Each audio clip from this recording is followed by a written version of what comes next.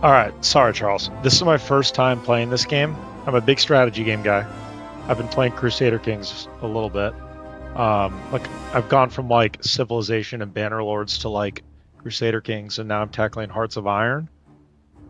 I need you to Sherpa me through this process because I have no clue even what your words said when you said I'm very sorry to tell you this. I'm gonna want to delete everything I just added.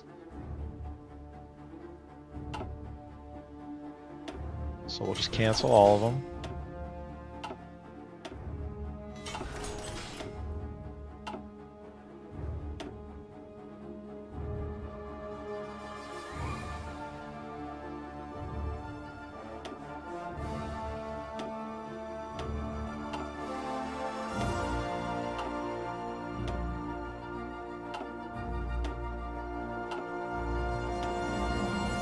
All right, first delete everything. Charles, are you a big Paradox Studios guy?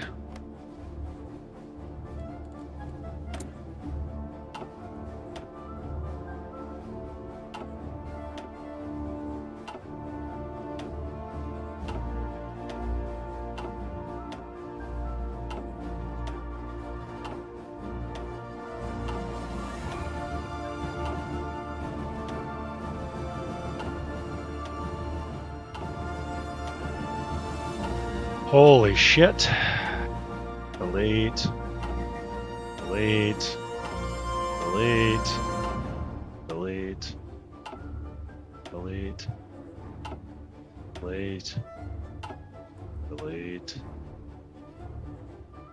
Well, average is apparently really good in this game because no one on the internet knows what the fuck they're talking about every time I look this up. All right. Talk to me.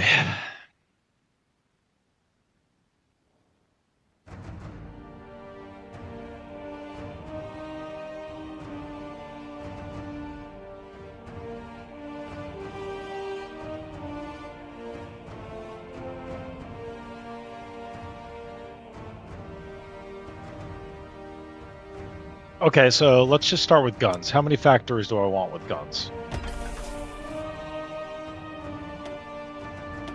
Wow. That was way easier. Is 5 a good number to start with?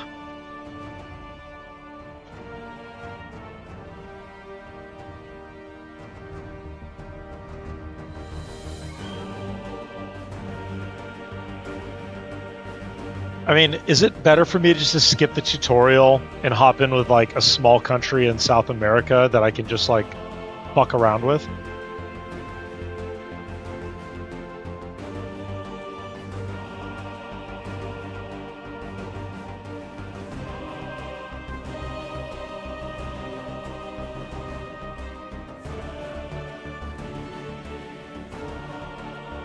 Let's skip the tutorial. Get the fuck out of here. Charles, me and you are going to start a new game, buddy.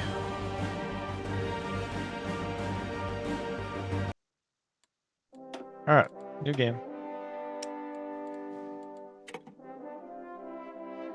Who do we want to be?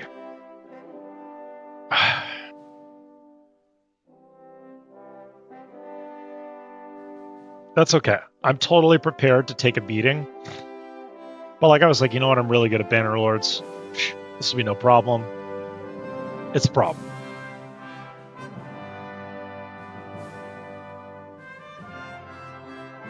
Other countries. Aha. Okay. Let's be like... should we be like El Salvador? Colombia? All the Colombian baddies? That country looks too big. Just fucking... Should we just take like Costa Rica?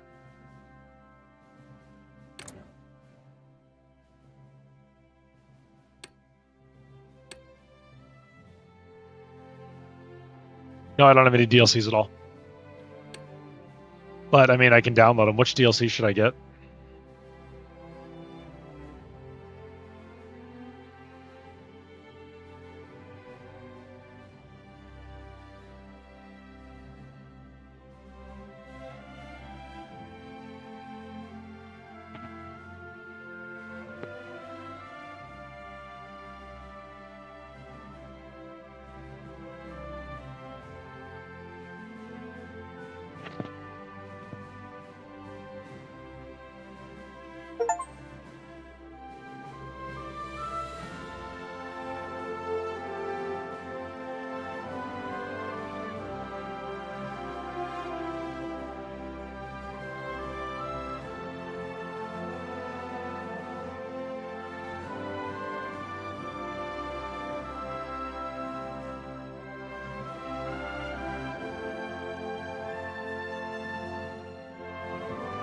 checking out some sweet DLCs right now. Which one should I download?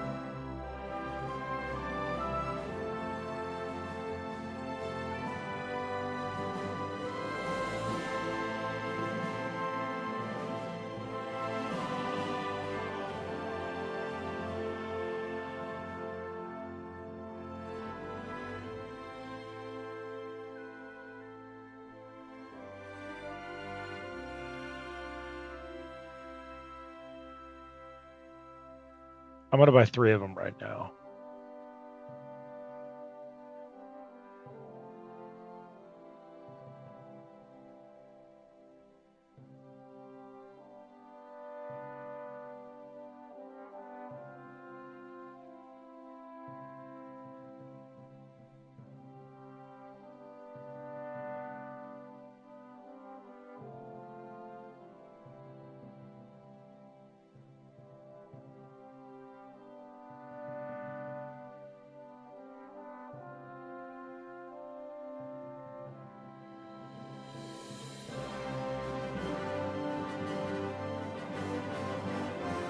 All right, here's just what I'm going to do. I got the ultimate bundle and the no compromise, no surrender pack.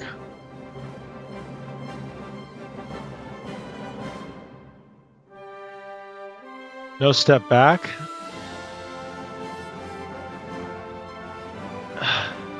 That's in my cart.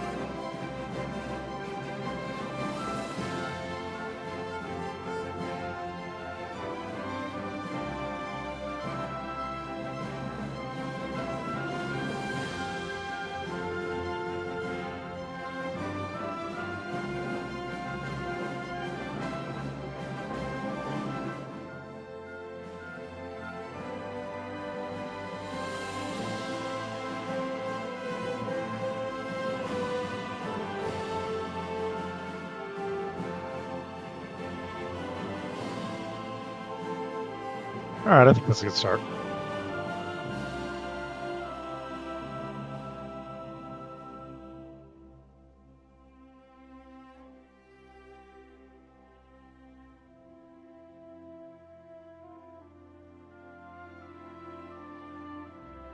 All right, well, those are downloading. Do I want to wait for these to download before I start a game? Is that the move for this no steps back situation?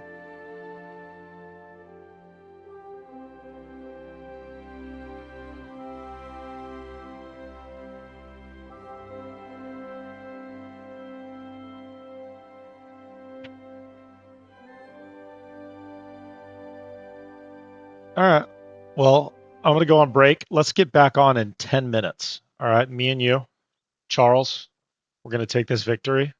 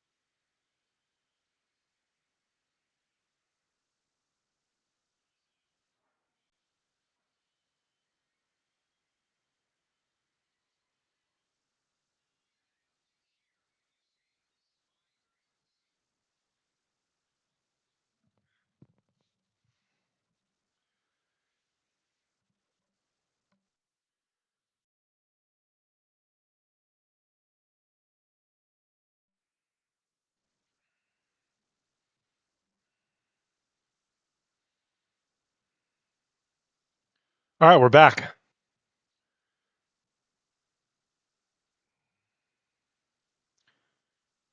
We are back. We are back.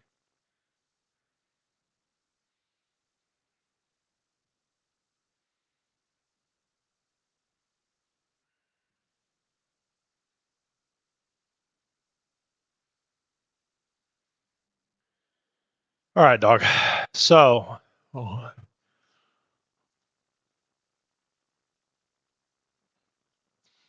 I don't even know how to do a Discord call. I have a Discord. Let me see.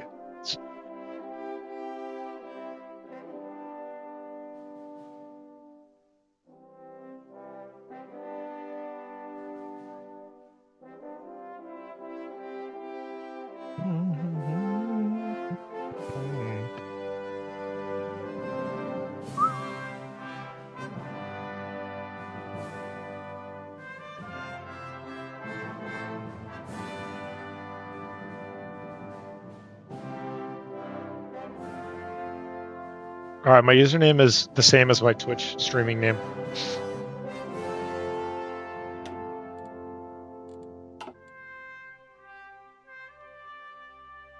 I spent $250 on fucking Crusader Kings and Hearts of Iron DLCs, and I don't even know if I like the game.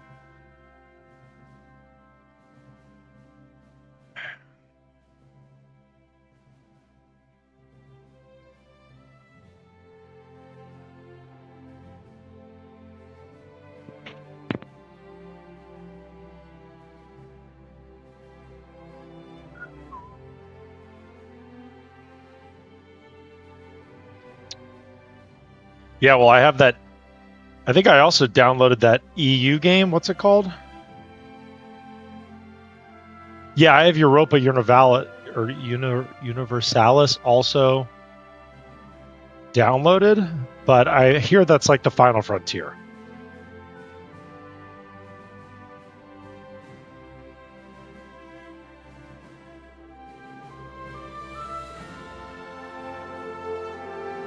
EU5.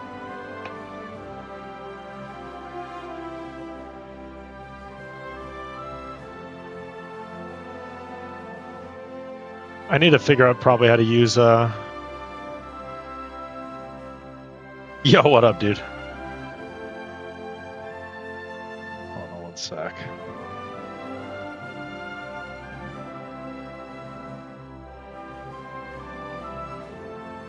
Yeah, hold on. I need to turn the chat down.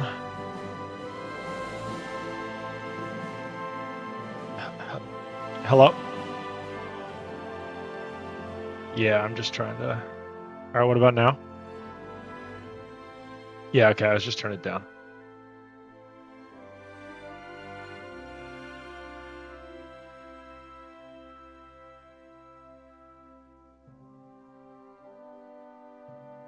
Okay.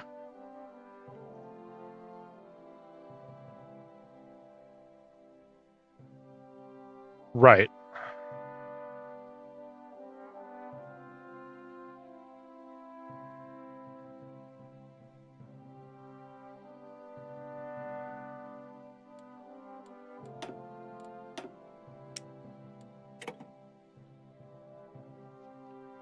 That's what I saw on the internet. Everyone is saying that Italy's really a good place to start, just because they have resources and it's kind of secluded a little bit.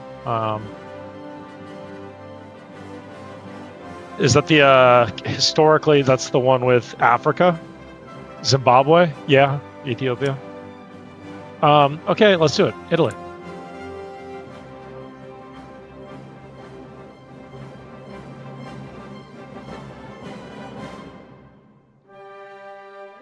Yeah, I'm I don't know why my stream is it's delayed about 10 seconds. 15 seconds. So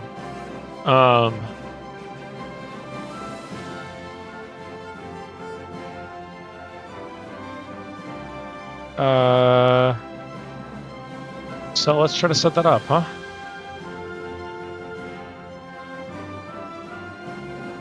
Yeah.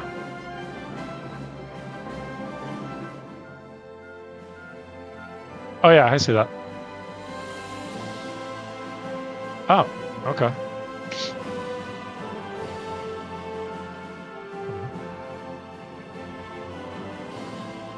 So are you just like a guardian angel sent from like Paradox Heaven here to just guide all of us through the game?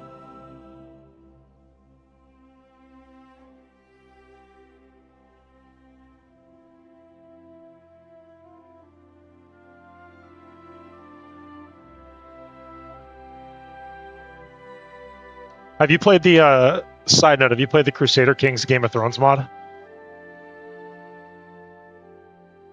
That's what I've been kind of messing around with, but all right, go away.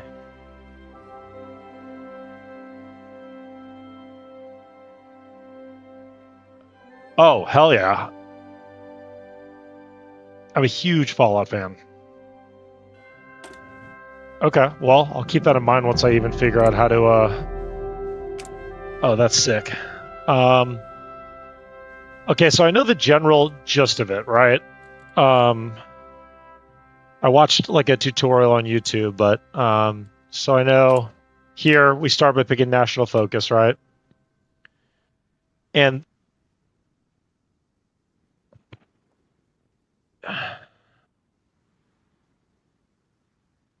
what?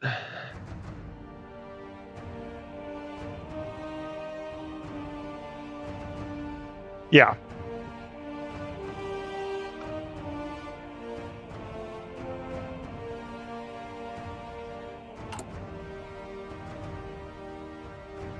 Yeah.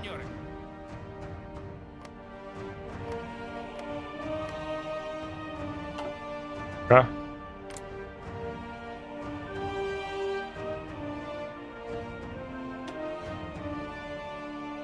Holy hell.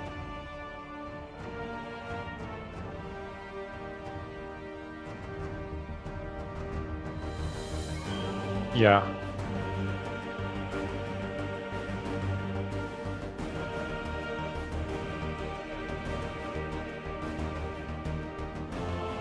Yep. And that's like essentially like alternate history, right? Like you could pick one thing that happened and then the other's like the alternate history route. Okay.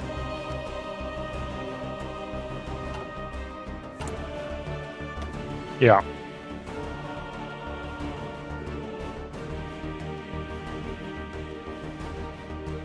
Okay.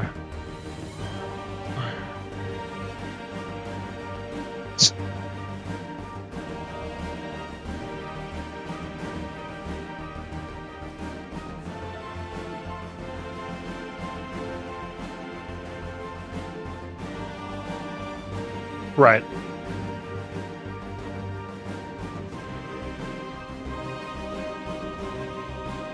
Yeah, but I just send my troops now, right? So. Yeah.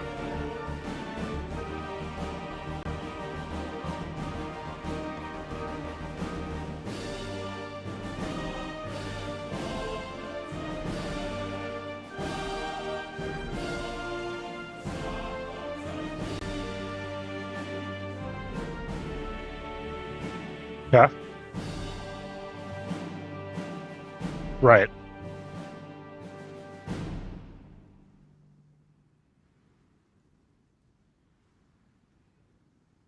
Yeah.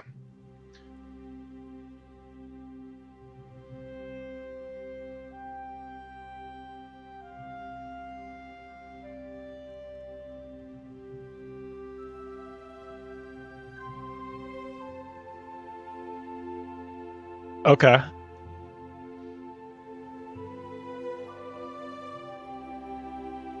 Yeah, I'm literally just trying to maybe go as close to history as possible just to learn the mechanics, and then I'll start as the United States and take over the world.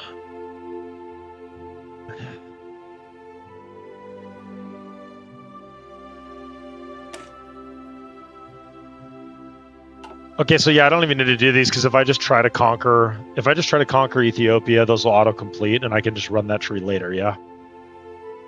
Yeah.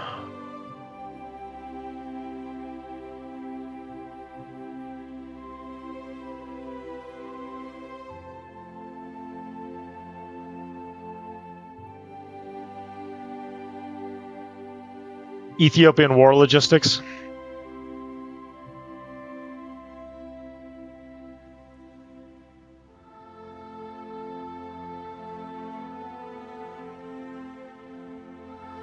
Right. Yeah.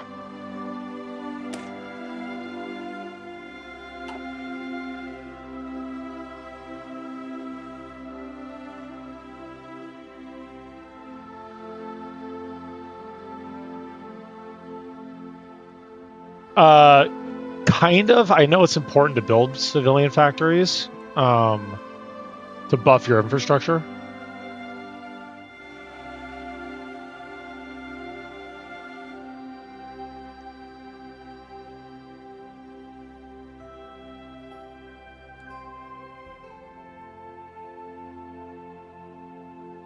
Okay.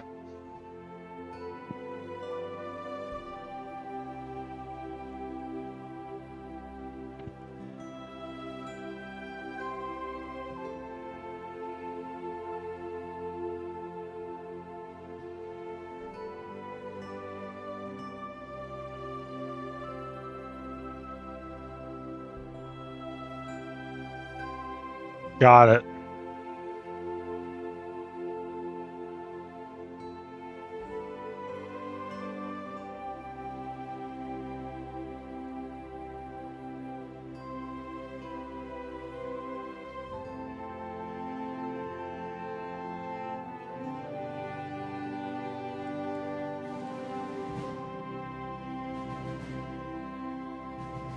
Yeah, I mean, I definitely want to probably start with Italian highways just to get things rolling on the economy.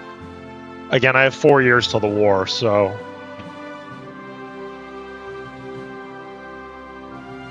yep. Yeah.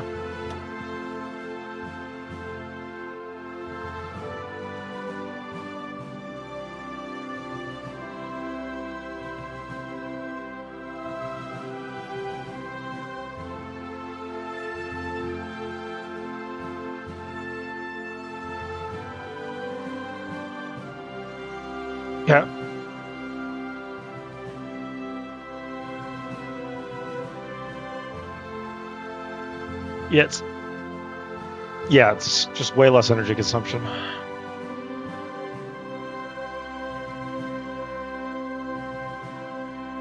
Oh, great. Yeah. I can look right now under my resources. Uh,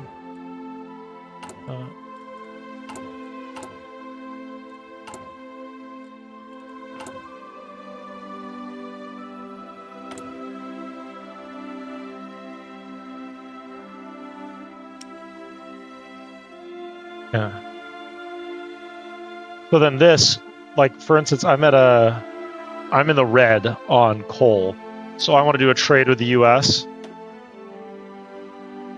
That'll fill up.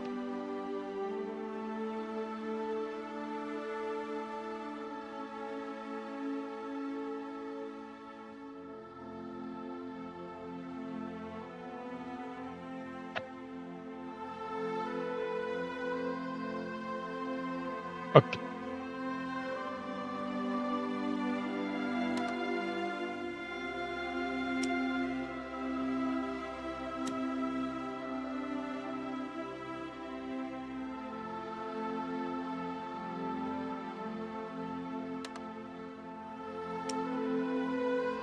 Got it.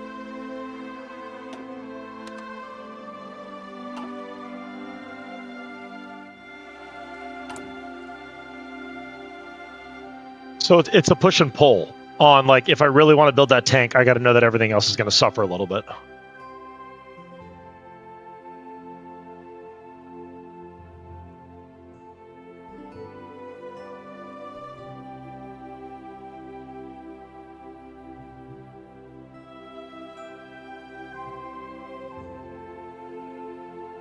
Oh, okay, let me go back.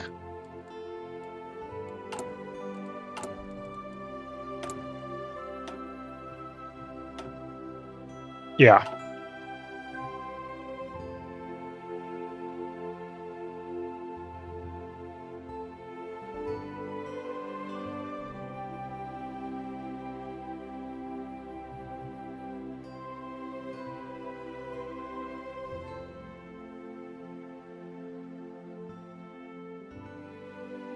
Okay.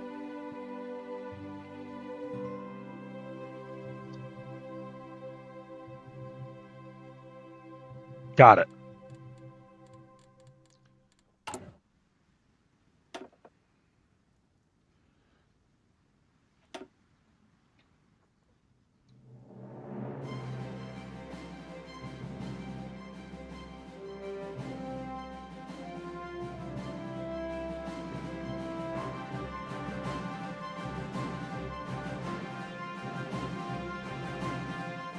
Yeah.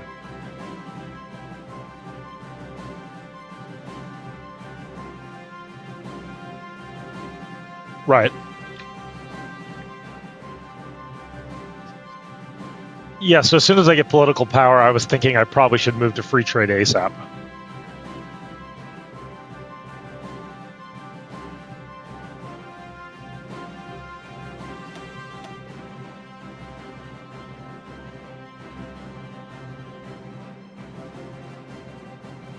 Huh?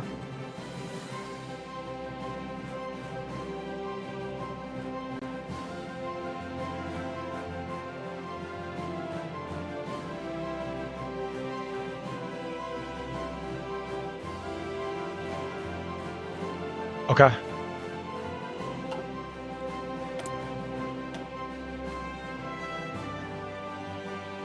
So just start with some research and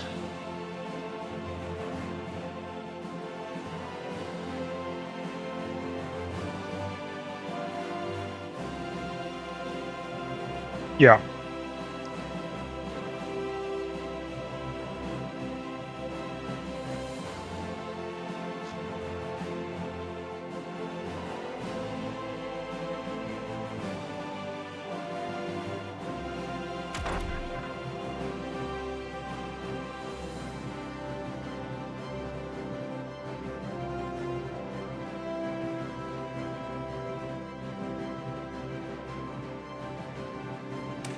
All three of these.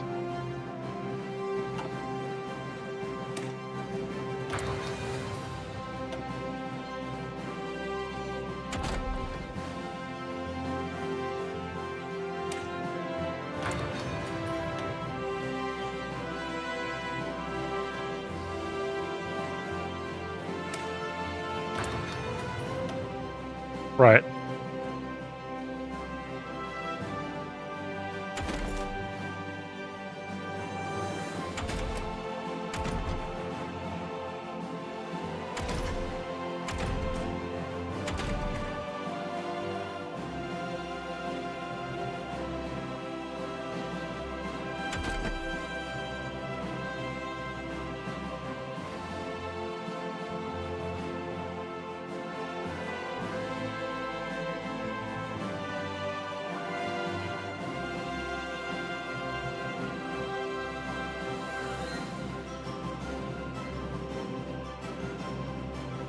Okay.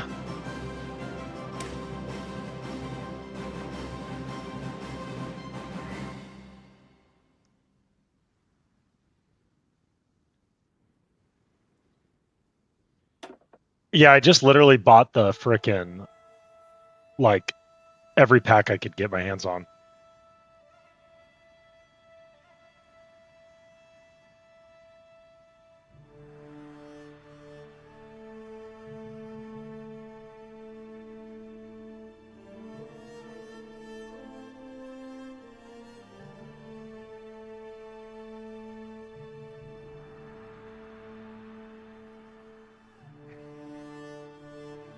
Yeah. So I could be like, I want to have the best Air Force in Europe.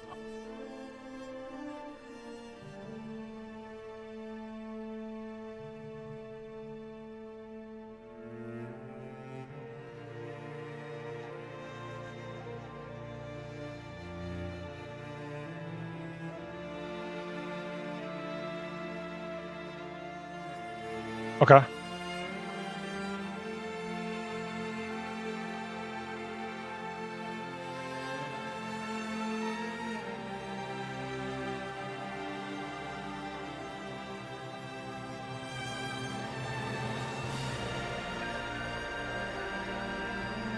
Yep. Oh, shoot. Okay. Go on.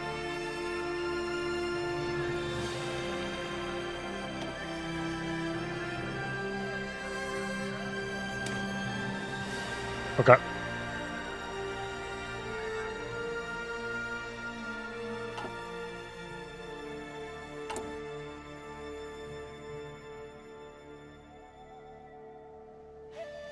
Okay. No, I'm cool. I'm cool with this one to start.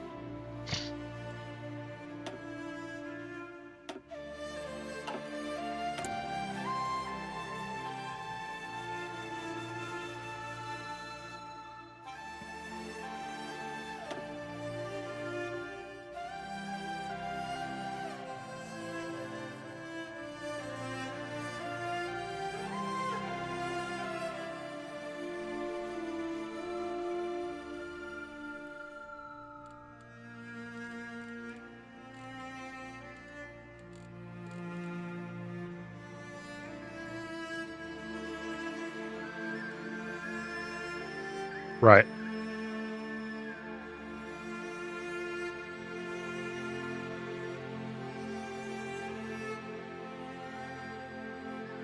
Okay, and just run that all the way down.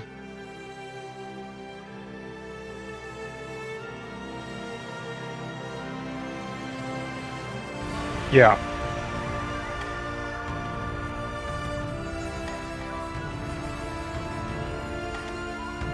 Yep.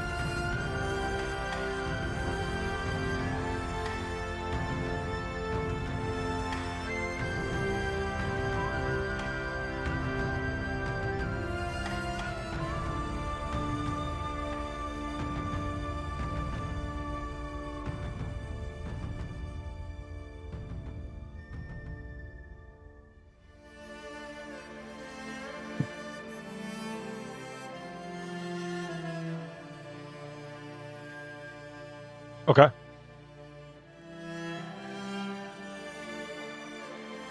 Right.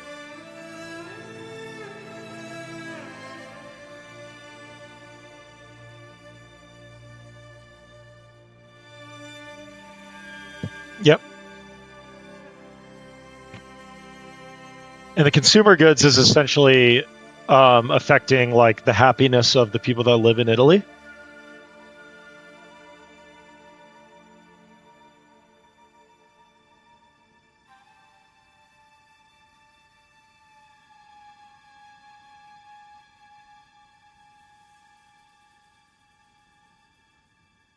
Yeah.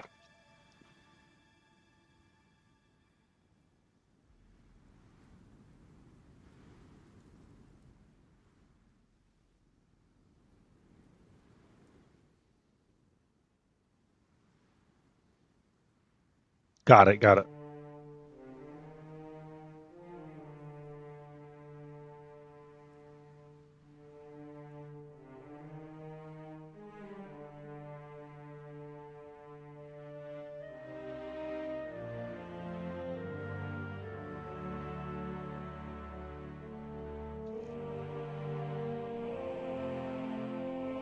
Okay.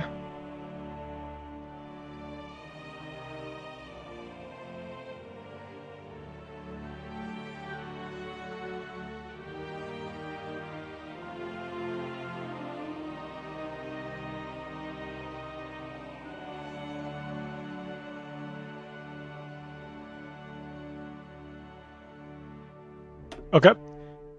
And I'm guessing I always want to put it in the highest percentage, right?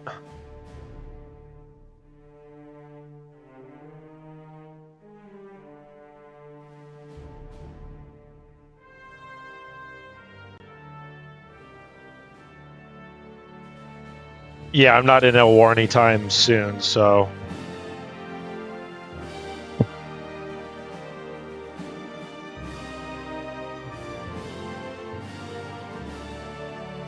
Yeah, and I don't want to put it in Italy because I'm in a war there, so. Or I don't want to put it in Africa, I mean, because I'm in a war there. Okay, so I'll just put it in Emilia Romagna.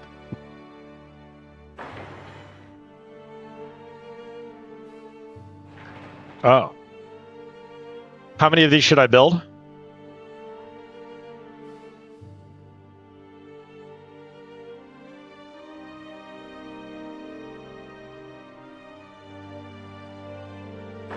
Okay.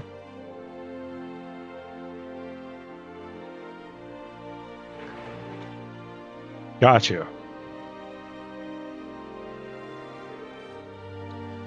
For what? Oh, yeah.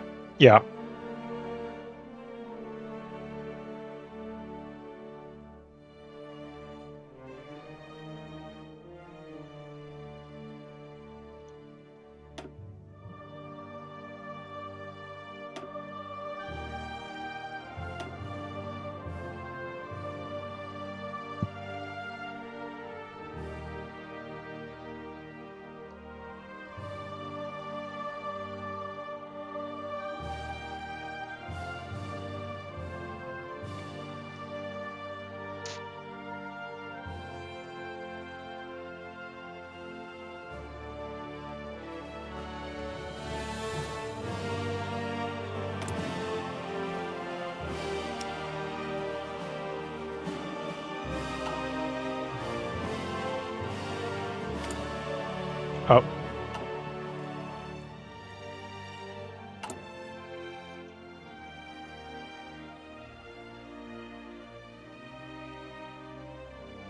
Okay, so 5 months.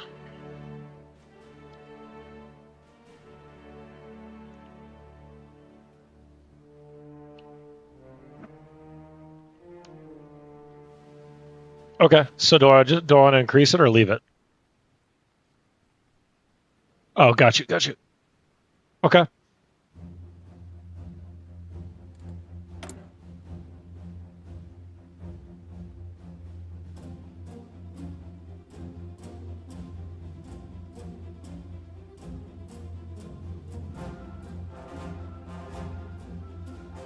Yep.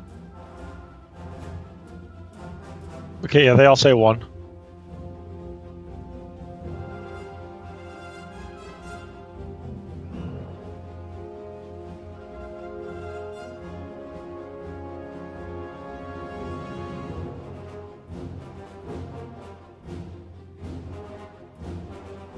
Yeah. And how do I know the cheapest? Is it just by the resources here?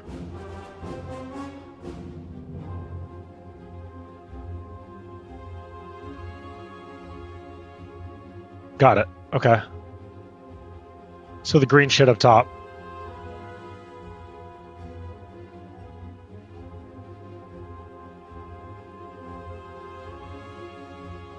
Yeah.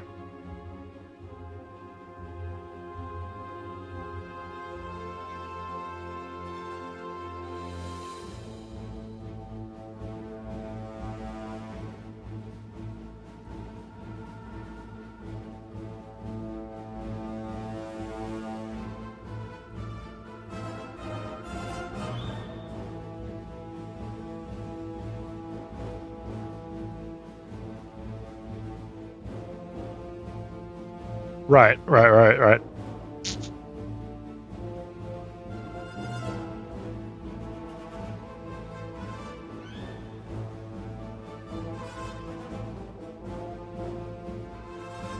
Okay, so should I increase my military factories on these ships?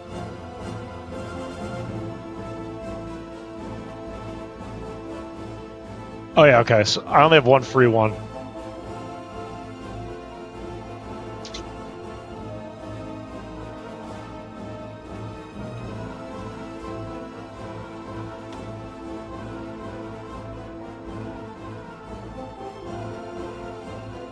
Yeah.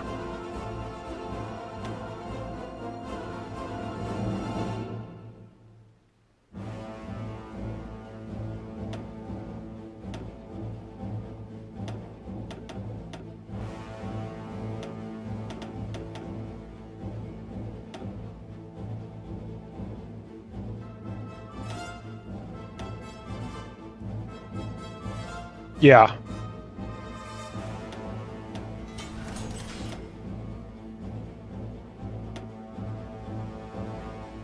Okay.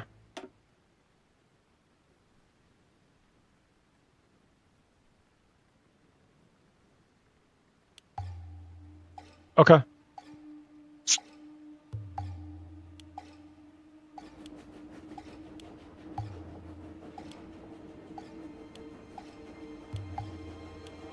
Okay.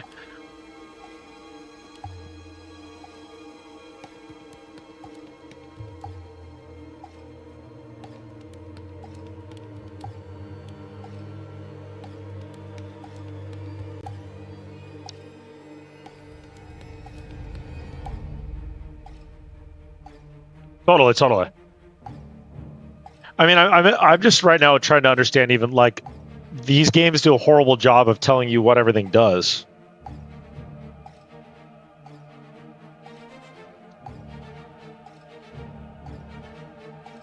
Yeah. Okay.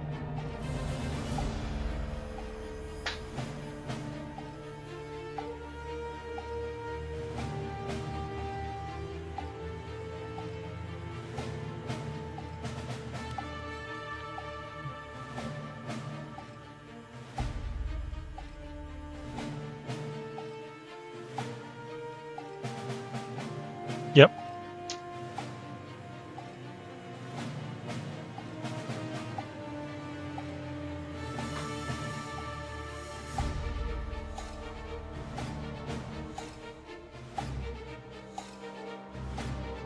Okay.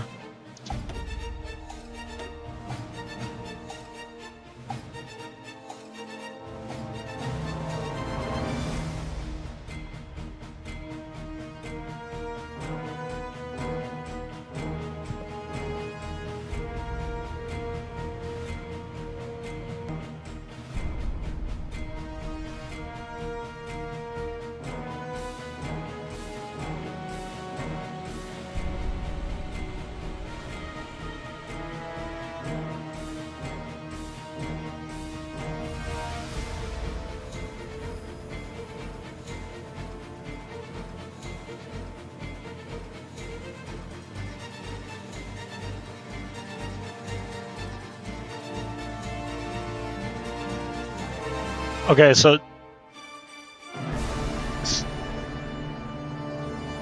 should I just like bump this up to the max right now and focus on infantry?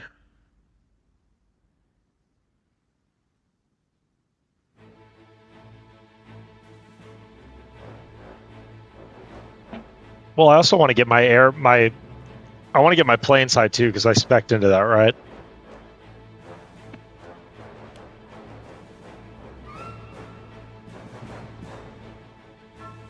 Okay.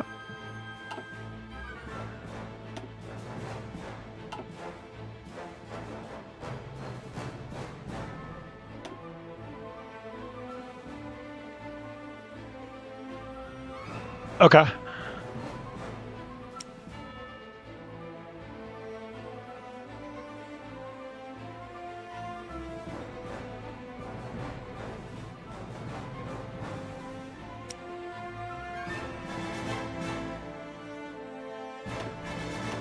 Okay.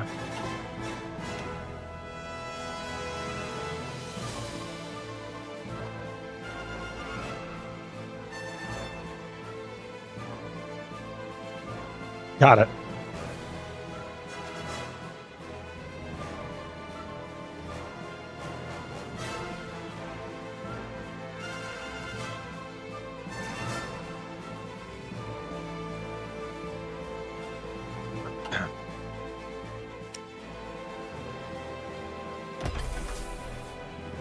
Yeah.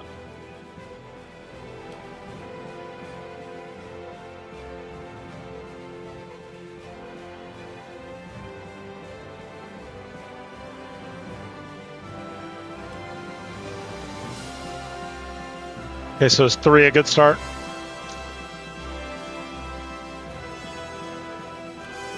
Okay.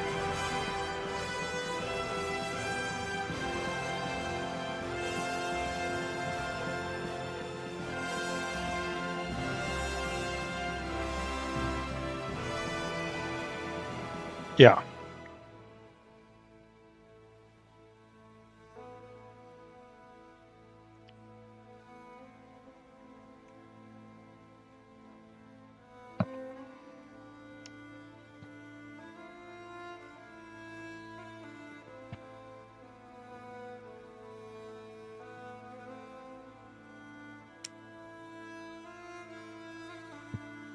Got it. Okay.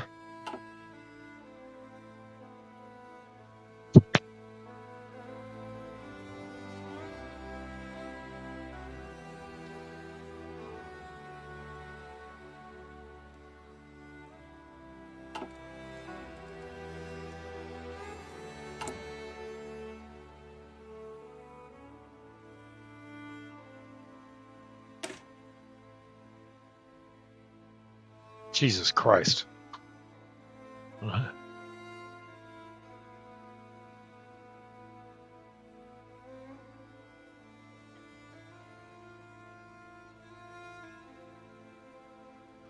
Yeah.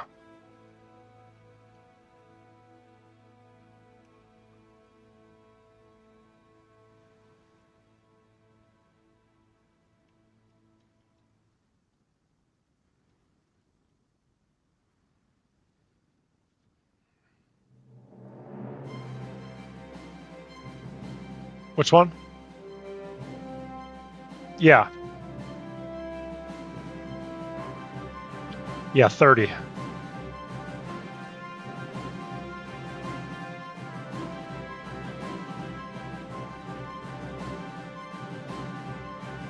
Okay.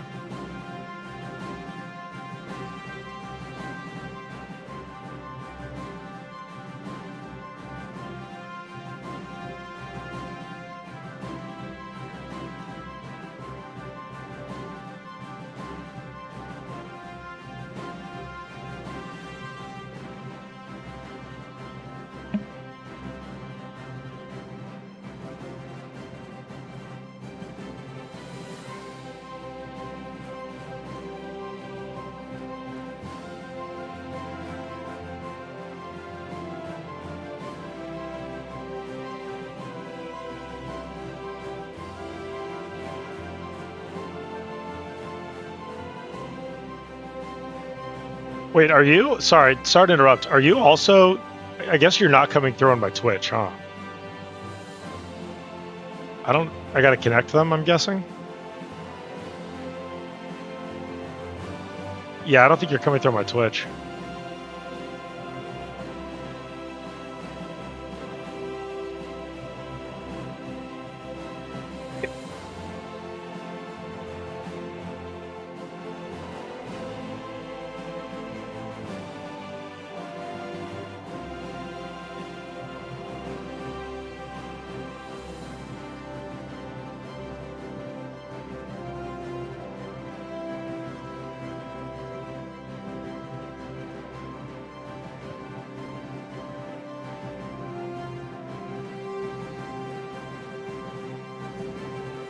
Yeah, I don't know what the delay is for, but I'm gonna figure it out.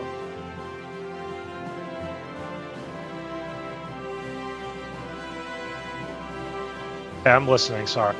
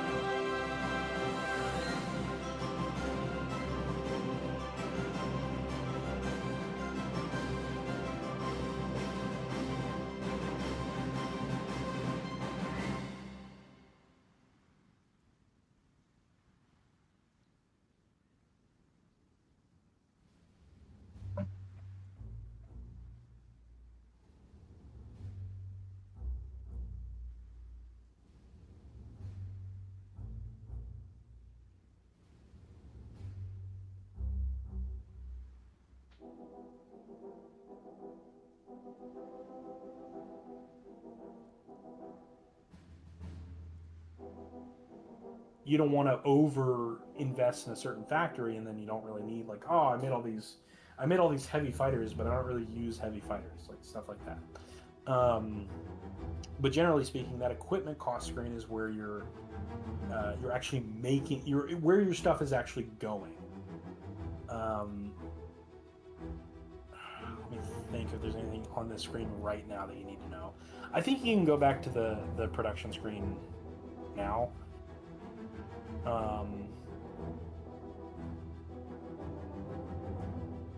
You're on the stream. Huh? Well, you're on the stream now, and I think I fixed my delay. Oh, nice. All right, so talk to me now. Speaky, squeaky. Okay. We're good. I think you're good. Yeah, let me see. Try one more time. Mic check. I'm speaking. Mic check.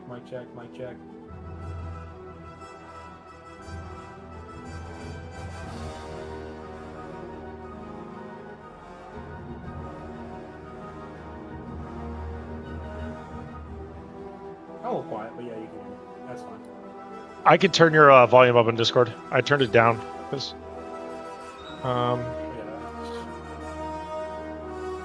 Yeah, like I said, this is my second week ever streaming, so.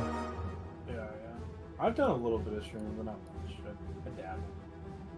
I'm trying to get into it because I play video games so much. Like, why not? You know. You may as well. All right. If you want to go back to that production screen, Seconds, I need to change.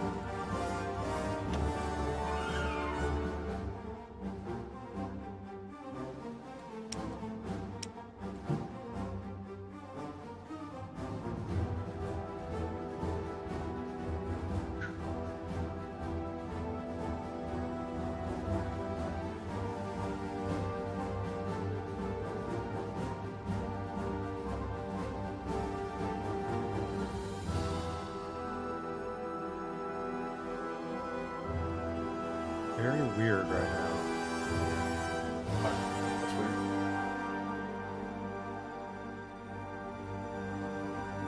What's weird? My volume situation is very weird.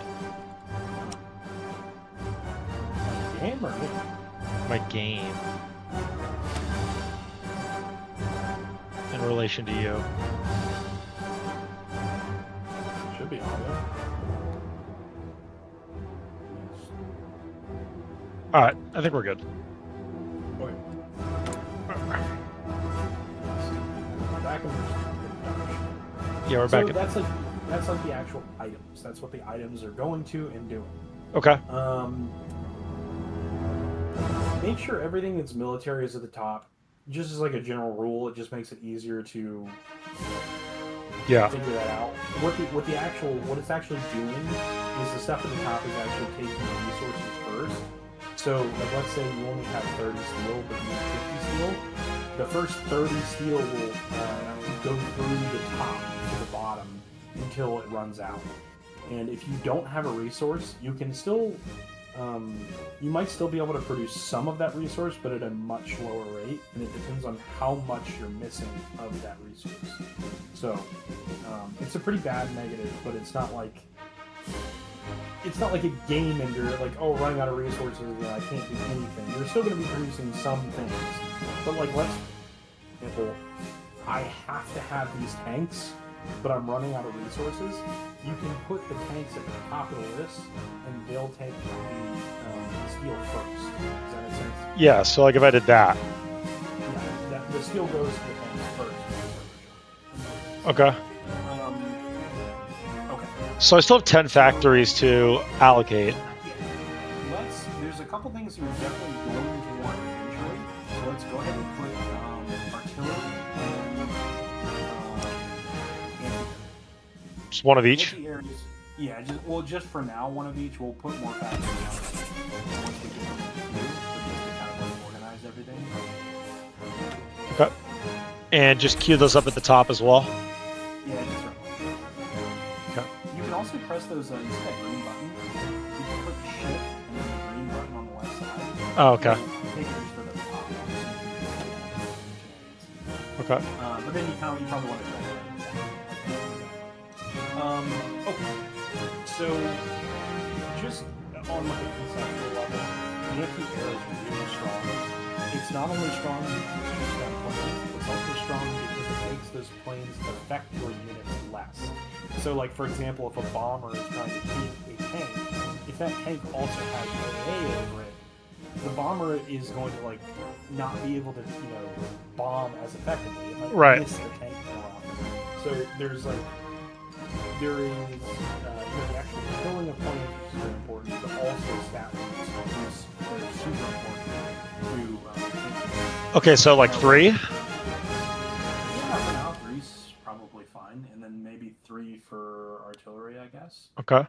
Support equipment 3? Yeah, sure. You're gonna want some planes. I don't really know how many and what yet because I haven't really looked at it. But I hate to like go ahead like already do kind of like a meta thing here, but like heavy planes are kind of hard to make work. Okay. They require a lot of resources, and they are it's kind of a higher level concept to know how to strategically bomb. In that, there's some weird mechanics with it that don't make a ton of sense, but also like destroying an AI's economy is kind of harder than destroying a player economy because the AI kind of cheats, and that's like they do that in Crusader Kings too. So it's sometimes worth it to just have like a bunch of fighters or a bunch of dive bombers. Just like basic close air support? Yeah, so close air support is like those dive bombers. Okay. But before you click them and like get into them, you see those little buttons to the right? They're like versions, create variant. Yeah. On the variant. Okay, thank God. Yeah, the plane designer. Okay. Whew. So, the plane designer... how do I explain that?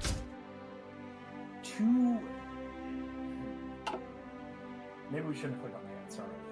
Click on the one for the best fighter we have for now. I think it's the CR-32. Yeah. Well, click on the variant. So you can kind of see what design actually is. Okay. So, depending on the level of your fighter, or I shouldn't say fighter, I should say airframe. The reason why is you can make any airframe do anything by putting what you want on it. So you can make a small airframe that has bombs on it, and then it becomes like a dive bomber. Or you can have a big plane, and you can put machine guns on it, and it becomes a heavy fighter. So really, these airframes are more of like frames that you can build to however you want them to work. So this obviously is a fighter because it has guns on it. If you were to put cast weapons, it would become like a Stuka dive bomber type thing. Okay. You don't have something called air XP yet. Basically, from fighting battles or fighting in the air, you also get it kind of passively through something else that I'll show you later. But this XP is used not only for division designing, designing like tanks and planes and whatever. It's also used for division designing. So if you want to put like, oh, I want another support unit in my division. So like, let's say, for example, a good example is eventually you are going to add anti-aircraft to your divisions. Yeah. You're going to go ahead and produce it, and that's okay. It's not going to go anywhere. But then once you add it to your division, you're going to consume some XP, in this case Army XP, to add them to the division. Okay. So you don't have any right now, but that's like how you would build this plane. So for now, you can kind of X out of this, and that's how it works. I don't want to put any secondary weapons or anything like that. Well, you can't. Oh, yeah, that's right. Because you don't have the XP. All right, so I should build these though. Yes. One concept I would kind of think about is like, I would never build a fighter. Don't build a fighter that can also bomb. Just put guns. Got it. And then do the Maki thing again.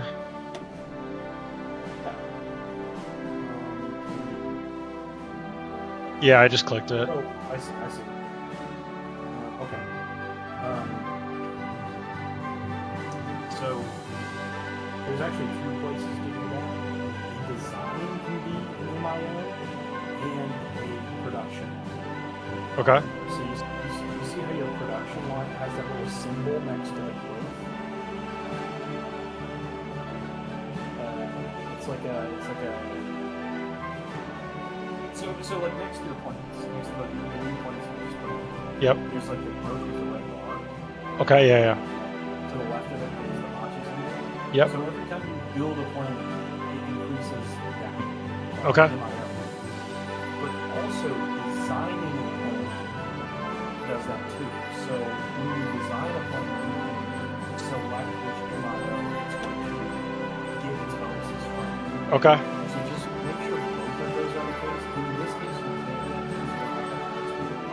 I'll show you how it works. Okay. I don't think you're probably going to use light tanks. I think they're a little. You can build them for now just because you have some units that you use them, but you're probably going to eventually use something else, just for your information. Okay. They're kind of like. I mean, if you think about like tank production of a war, you know, light tanks very quickly became that obsolete, and people switched to medium tanks. And yeah. Tanks. And it's kind of true. Like, why would you put a bunch of effort into building light tanks if you're eventually just going to switch in? For now, one's fine, but you know. That's... And I should put my last one on planes. Yeah, sure. If you got one left. Okay. Not a bad deal.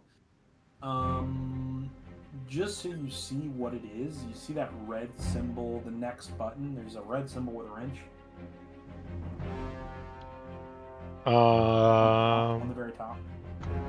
It's those buttons on the top, like the ones we click through to get to a new Oh, yeah. Just hover over it. So what it is equipment required for reinforcements, but you're not making them. And that's okay, because you're not going to be making tactical bombers. You probably will eventually be making close air support, but for now, like, whatever, it's fine.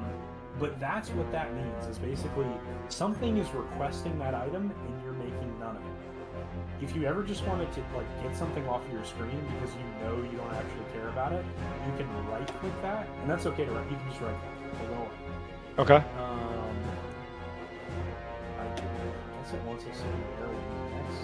If you shift left click that button, it'll bring up all of your.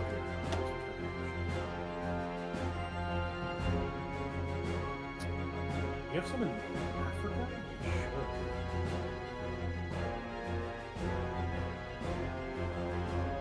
So what the red is like places your planes can't reach at all.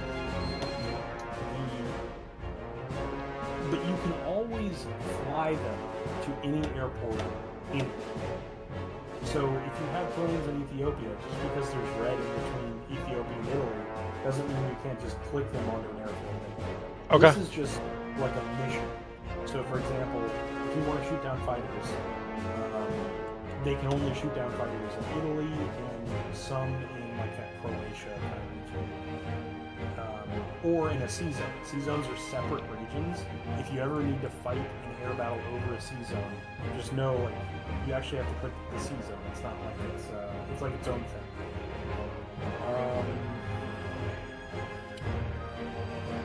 One important thing to think about is like you see how that circle inside is so small. Yeah. Your planes won't be able to reach the southern tip of Italy, and that's not necessarily like the worst thing in the world, but it decreases something called mission efficiency. So let's say your enemy can fly over all of Italy, but you can only fly over some of it. Your mission efficiency would be much lower, and you'll trade more some kills, or like do less bombing, or like whatever that mission is will be worse. Okay. For right now, just what those buttons mean at the top. When you have an airplane group selected, they're called air wings. You can choose what mission they go on with that like cogwheel or air superiority, close air support, that kind of stuff. Okay. They'll only do missions that they can do. So if your plane doesn't have a bomb on it, it will never be able to bomb. It's just not going to work. Got it. But the reason why all those items are showing is because you have 2 different types selected. So it might make one of them do bomb, but it's not going to make both of them do bomb. So you kind of want to like.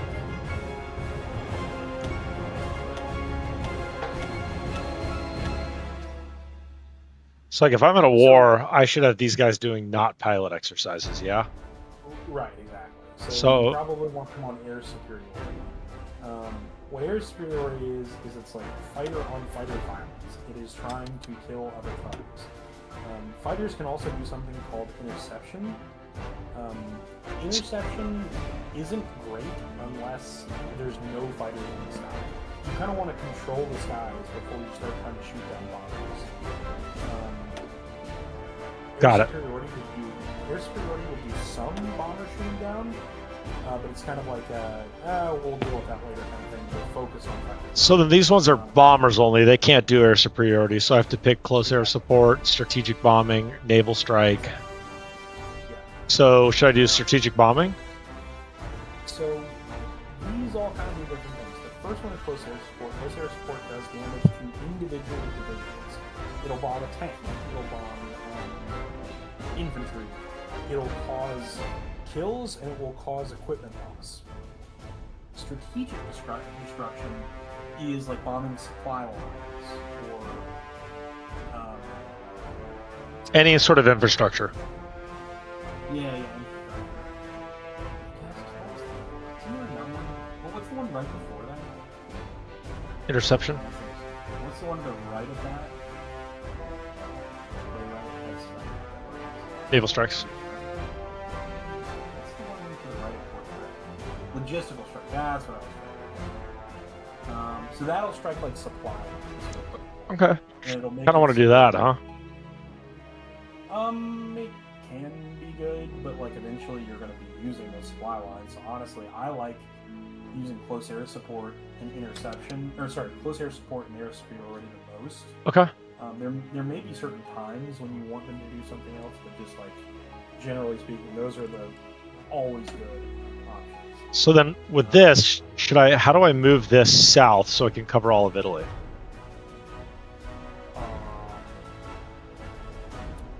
Well,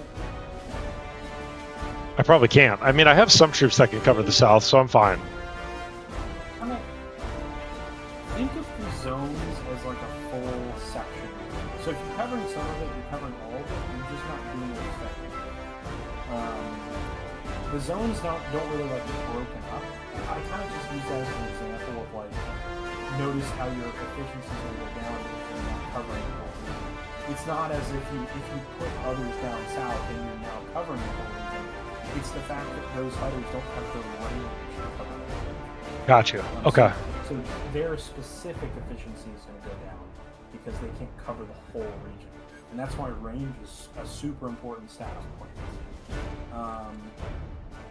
But for right now, we're probably just going to want to put all the planes in one place, and then we're going to want to shove them together to make full air wings instead of like separate wings. So find a big airport, probably Rome is your biggest airport, and just put them all in the room.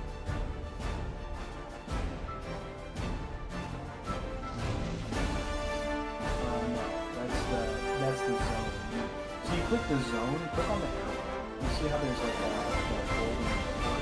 Yeah. Click on that. So the yellow lines are basically them traveling to that airport. Gotcha. You're going to have some in Africa, and you're going to have some in like southern Africa too. So get those two. Oh, you want me to take them out of? For now, yeah, you're going to put them all together, and then you're going to fly them over to Africa because they're kind of useless when you just have like a couple. So you see the one, so literally on the map, you see the green one, yeah, right. Just take those and put them in. There is some time. Wait, that's Laszlo. Sorry. No, that's all right. Oh you got it. That's fine. Okay. All right. And then there's something further south. So you see them on the right side of Africa, and then down to the right. No, those are bows, I think. Those are stupid. Yeah, those. So go ahead and fly those over. We'll eventually kind of get them. And something to think about. Look, for example, Italy or Ethiopia cannot make bombs. They don't have the resources. They don't have the factories. You're going to have total air superiority in Africa. So you really only need bombers. You don't really need fighters. Right. But once, so those have travel time, and we'll worry about that when they finally get there. It's only going to be a couple days. For right now, let's get all of your units together. So you see those, you can right-click that question mark off your screen. Hold left-click on all of your units. Oh, sorry, that's not. Shift left-click the red division icon at the top of the screen. This? It's the one with the red ones. Okay. You should select every single unit in your entire army. Okay. And then just for now, press that plus button at the bottom of your screen. Don't agree. This is basically organizing your army, just putting it all in place so we can start organizing. Okay. For now, because we have a bunch of troops in Africa, go over to Africa, and we're going to make two separate armies. We're going to make a northern front and a southern front. Okay. Not the northern Africa, the one in the war, basically. Ethiopia is the war. Okay. Okay, so you see how there's guys in the north and there's guys in the south? Yeah. Left click and drag over the ones in the north. Formazione. And then click on that button that you just used to form a new army. Yeah. So you see how it took guys out of the section? Yes. That's how that works. Yeah, it's going to separate them. So you So can then- also do that for the guys down south. Pronto, signore. Make their own army. Yeah. Okay. And then the guys in North Africa maybe make their own thing too, just to kind of separate them. It would just be easier. Formazione. No. There was no. Oh. Yeah, so it's just Italy. But it's Formazione. just make them their own thing. Click the one on the green button. With those. Ah. The difference. So what that actually is, the button on the left is something called a field marshal, and the button on the right is a general. So a general is kind of like here's a small amount of Formazione. control that maybe Formazione. attacking a small section of the Russian border. A field marshal would be like, this is the entire Eastern Front. It's all under one guy. Pronto, signore. This guy makes all of the decisions about the Eastern Front. So you can group generals under field marshals. Okay. They all give their own bonuses.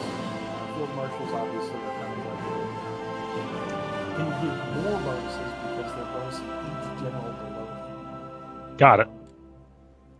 So you almost always want a general under a field marshal. You see how they're kind of separated right now? There's only there's a general under a field marshal, but then there's some that are separate. Yeah. Drag them under that field marshal. Like this? Yeah, drag them like that, but put them in that purple bar or space thing. Sorry, which purple bar space? So you see how above your field marshal there's a purple section that basically is just showing that a general is connected to a field marshal? Oh, yeah, this? Yeah. Okay. So just throw those generals under that purple line. All of The them. ones that aren't connected, yeah. Just for now. We'll separate them better later, but there's no reason why they shouldn't just be like that for now. So it's basically saying these four are reporting to this guy. pretty much. Okay. And it doesn't actually matter where they are, but you usually would use them in conjunction with each other. For a small war like Ethiopia, it's not a big deal. You're not worried about that. Okay. But like for a big war, like they're all going to be on the Eastern Front or something. We can assign generals now, I guess. So click on the field marshal first, Pronto, signore. and then click on the top left. There's a click to assign. Yep. And so all of these things do different things. There's an attack, defense. There's a positioning. Is that positioning? What's that green one? Can you hover over the green one? Planning. Sorry, planning. Okay, planning, and then logistics. Attack is what it seems, but with the added benefit of attacking also happens on defense. So just because you're defending doesn't mean attacking isn't important for your general. You can't just like be like, oh, I'm just gonna throw a general that can only defend onto this army because I know I'm gonna place him somewhere where defense is all I care about. Attacking is going to hurt the other divisions and make them less able to attack you. So attack is pretty much the most important number Okay. because it affects defense and attack. So I'll pick this guy. Defense, yeah, sure. Formazione. The logistics, what that does is it makes you use less supplies or attrition. I guess like the best way to put it is like think of how hard it is to run a tank in Africa. It is a behemoth, it is a machine that needs oil, it needs parts, it needs a bunch of different Si, stuff. signore. It's going to be very hard to service a tank in the middle of North Africa. Yes. So tank units are going to take a lot of logistics or supply to so the supply weight is what it's called. It's higher for those units. For infantry, it's obviously a lot lower, but it's still important. You can still be out of supply with infantry, so it's still very important, especially in places like Asia, Africa, places that like you think of as like less developed because there's not like an infrastructure to get supplies to these units, guns, water, whatever. Okay, so we assigned a bunch of units. That's good. Let's start making attack orders. All right. Can we take a brief intermission so I can take my dog out? He's getting antsy. Come here. You want to see my dog? Come here. Come here. Sure. Come off. Come here, big guy. Oh yeah, Big Ed. Oh yes. Big old boy in my studio apartment. All right. I'll be back in 5. I'm not even gonna take him on a walk. I'm just gonna take him down real quick. Yeah. Dude, you're the fucking man. You know that? Yeah, sure. No worries. All right. I'll see you in a sec.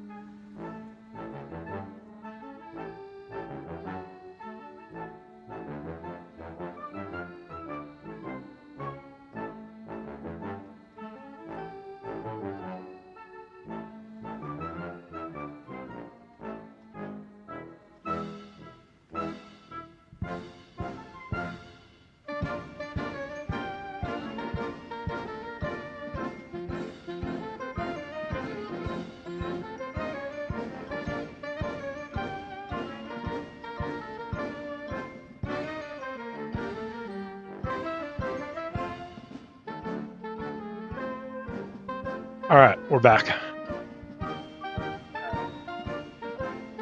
We're on training troops now.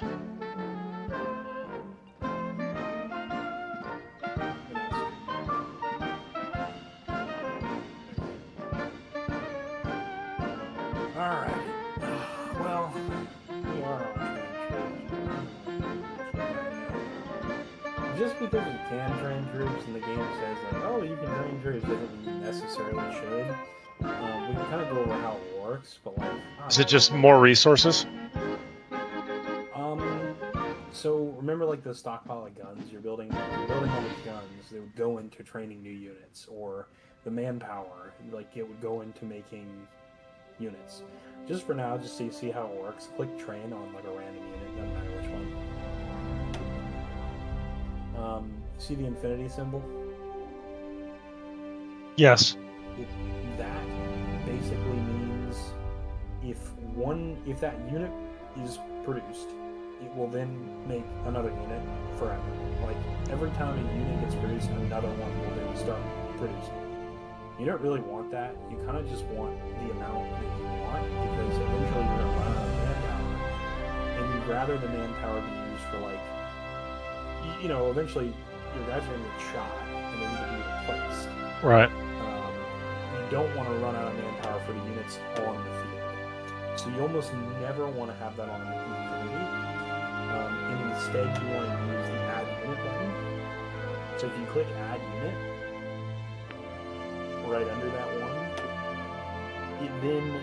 that's 2 units being created 1 time. Or you could do 2 units being created 2 times. But Got it. But like that's what that means.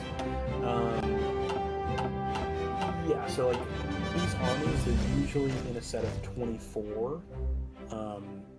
Some generals can get 30, but I don't remember how or why. But just know generally, like your generals start getting less stat bonuses to their units the more over capacity they are. It pretty much doesn't make sense to put more than 24 units in one of those army groups. So you see how it says like 18 out of 24 at the bottom? Yes. I would probably fill one of those up to 24 eventually. You don't have to do that now, but like that's kind of how I would like think about how you do that. Okay. Yeah, let's not worry about training yet. I guess we have to look at decisions, unfortunately. Click on decisions. Yeah, so I kind of fucked around a little bit. So I ran like a mini campaign with Mexico just to try to fuck around. So Yeah. I'm familiar enough with it. There's some buttons that you never really want to click. Like the naval tree stuff is kind of bullshit useless. I wouldn't even worry about it. You're just wasting political power messing with it. Same thing with like trying to boost fascism, communism, banning communism. Those buttons are just a waste of political power. You really want to put that political power like a advisor in the construction scheme, or like MIO stuff, or They're more role-playing purposes, kind of. Some of them are useful for like for example,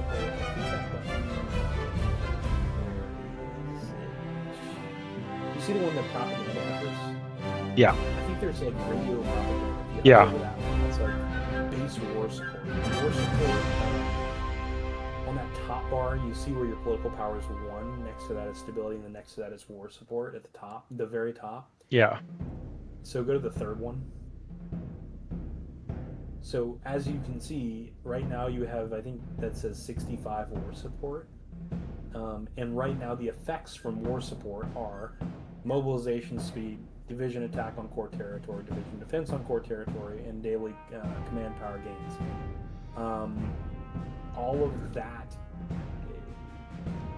goes up or down depending on how much war support you have. The same thing that happens for stability. That one's actually a little more important, but it's harder to affect.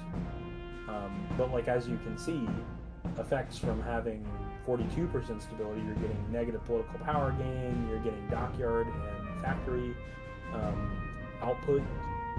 So that's just like a flat minus to how many guns you get or how many boats you make. So that's pretty bad, but there's not much you can do about it right now. Okay. But that's what those decisions often do for you, like boost those kind of things. But there's some stuff like, for example, like commandeer trains. I'd never click that button once. I'll probably never click that button once. There is some fun RP stuff, like proclaim the Greater Italy. That's kind of fun. Like if you get enough territory to proclaim, it's at the very bottom. You like make a new nation, basically. Got it. If you gain all that, I think if you hover over, or click it or something, it'll like show you which one that actually is. And if you control that territory, you can then click that button, and I think you may get those as cores or something. But whatever. So those are like some fun late game goals. Okay. Kind of thing. I guess the next button is war. We are at war. This is what's happened in the war so far. Literally it's just started. The game starts at the economy. You have 46 divisions, and then they have some unknown amount of divisions that you don't really know. It could be 14, it could be 31. The better your spies are, if you use them, the more you can know about the enemy. Obviously 14 to 21 like is a pretty wide range. You don't really know much about them. There is a lot more information on this war screen than bigger wars. Like for example, if you have any allies, they'll be on your side. Got it. If you have enemies, they'll be on their side. Casualties, just while we're doing the war, I would always keep that button up because you're always going to want to reference it. Okay. While you're in it. Go to the place where the war is actually happening, and we're going to start assigning divisions to do certain things. So the guys in the south, we can work on. Find a general. Yeah, and then there's a button that looks like a squiggly line in the middle, kind of like in the middle of the screen, kind of middle of the screen, down one, left, that. So that's a front line. Basically, the men will man whatever you do here. Now, there is some nuances to what the clicking actually does. So if you see, you can just click a border if you want, and it'll man that whole border. Or you can right-click and drag, and then you can man like part of the border with some units and part of the border with other units. So this is essentially protecting troops from crossing over the border. This is like border patrol. It's more like where they're going to sit. So, for example, let's say an enemy unit takes a tile and they push into you. That border will just shift back. It's not like you have to make a new border every time. It's just kind of telling your units like, oh, sit on this section of the border. So, click it and then click the bottom of Ethiopia. Okay, click this.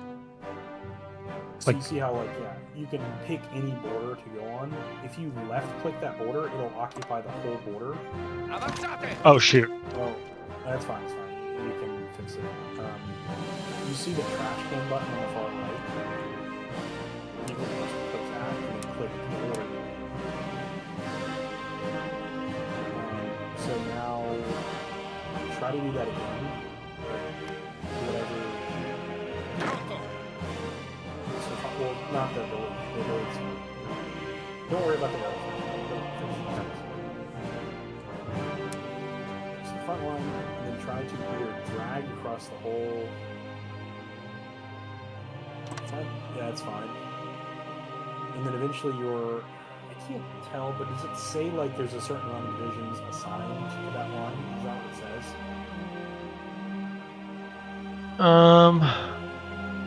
It should be on. Yes, it says 3, 4, 5, 6, 7 divisions assigned to the line. Okay, yeah, so it worked. It's basically going to shuffle those units around until they're guarding that line appropriately. Okay. Then, once you have the line, you can then make an attack order. So the order next to it is like an attack order. So you just did a front line, now you do an offensive order, I think. Oh, okay, so like this? Yes, offensive line. And that one works the same way, but you drag it inside of an enemy country. So obviously you're on the country's border, and then you drag to where you want your units to go. So kind of drag like left to right. You can just delete that order, but think of it as like what line you want your units to advance to. So for example, you could do from the mountains on the left side of the country to the coast on the right side of the country. Okay, so here. Well, you can delete that order first, or it gets finicky. It's fine. You could do it and then just fix it, but you got to be like on the line. It's a little weird. There. Yeah, you got it. Okay, so then this start left. Yeah, but like higher up, like you see where the capital is. Kind of draw through their capital into the other side. So from one end of the country to the other end through the capital. Fuck. Sorry. Yeah, no, it's like it's weird. It's a drag. That's one right-click drag. Yeah, that's fine. So you kind of see how the line. Yeah. That's where your troops are going to end up. Okay. If their orders are done correctly. So you may have clicked your units to do something. What I would do is, since you have them all selected, hold Control and then right-click the line that you made. Not the offensive line. Well, actually, I don't think it matters. Pronto all'azione. See, click that doesn't Sì, signore. Maybe click the border first. Actually, maybe that's what it is. Ordini. Oh. To assign units to support. Okay, that worked. So you see how they were all kind of like moving somewhere? That's because you accidentally had selected them and then literally told them where to go.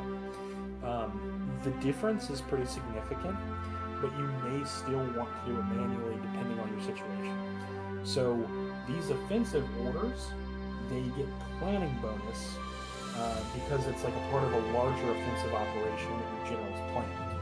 If you want a unit to just do something you tell it to do, you can always just select that unit and then right-click where you want it to go, just like any other Paradox game. But the reason why you use these offensive orders is because they benefit from this planning, and they use less planning to execute those planned orders.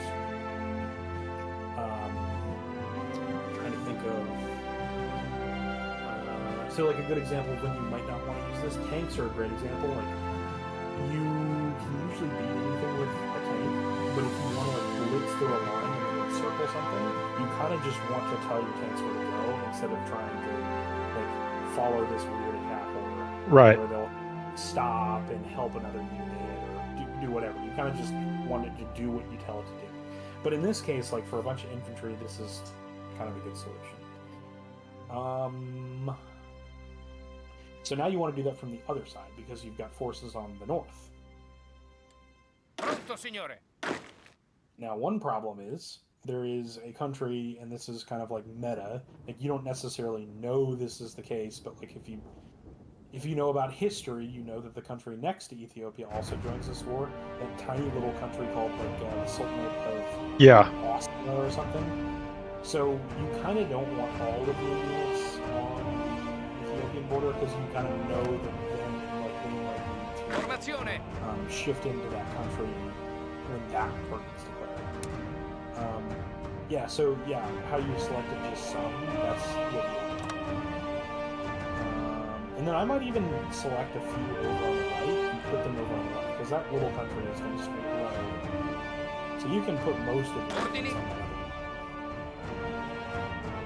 I think it's like control. I think you have to hold control. Holding control is like a sign.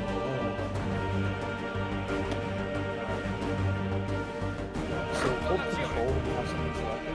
So click it on it.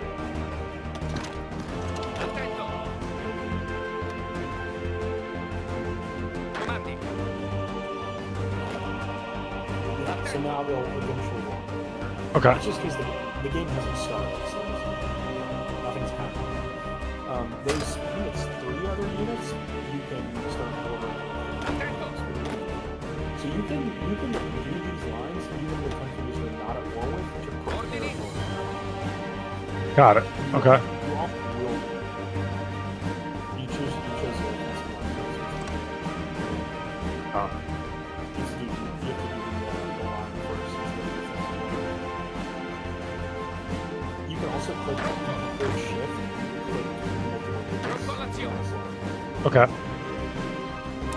you go front.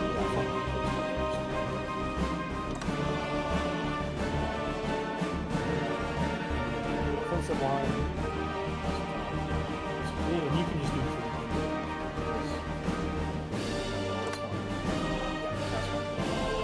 And then these guys I need to do on offensive line still, huh? Yeah. So this should probably run like here. I mean, you can get them like further in the country. You can kind of have like your armies lead. That's maybe how I would put it.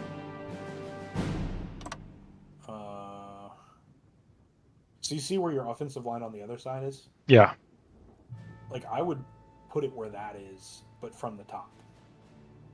Got it. Okay. So. Now there may be reasons why you would do like small little pushes, but generally speaking, like these offensive lines are kind of wide, sweeping lines. Pronto. Let's start it here. Here. Mm-hmm. Or maybe on like further left even. Yeah, and then draw it all the way across.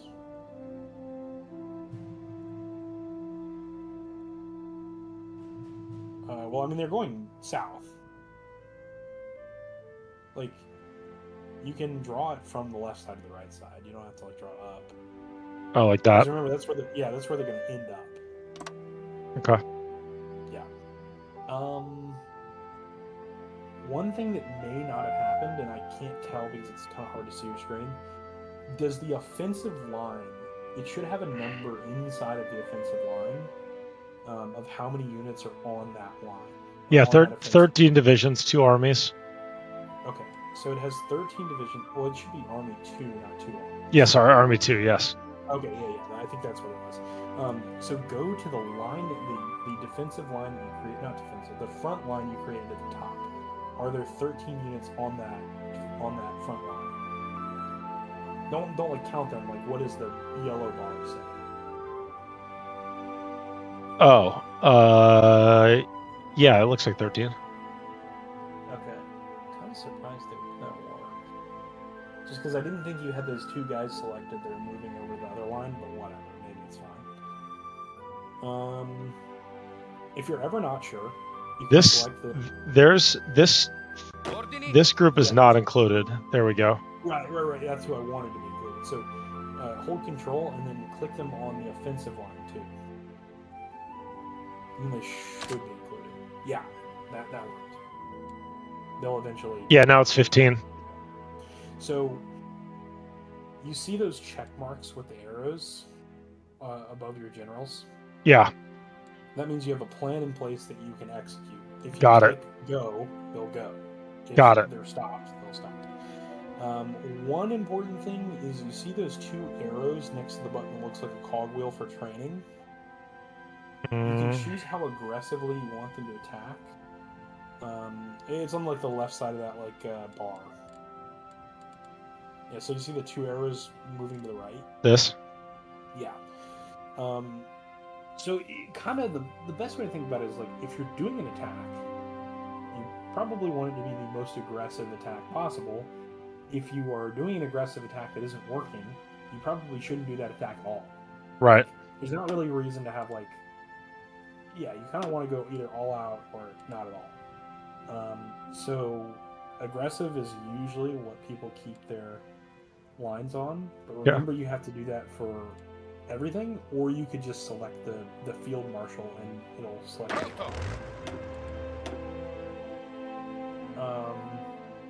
Okay. There is I'm going to have to teach you about supply. Supply is very confusing. It's not something that's going to be immediately clear why it's working or not working, but this is basically how it works. There is a supply map mode on the bottom right of the screen that we're going to use to kind of figure out what's going on. I think it's the very top option that is right under the magnifying glass. Let me move my Twitch chat real quick. Because it is right over that. Gotcha. Delay.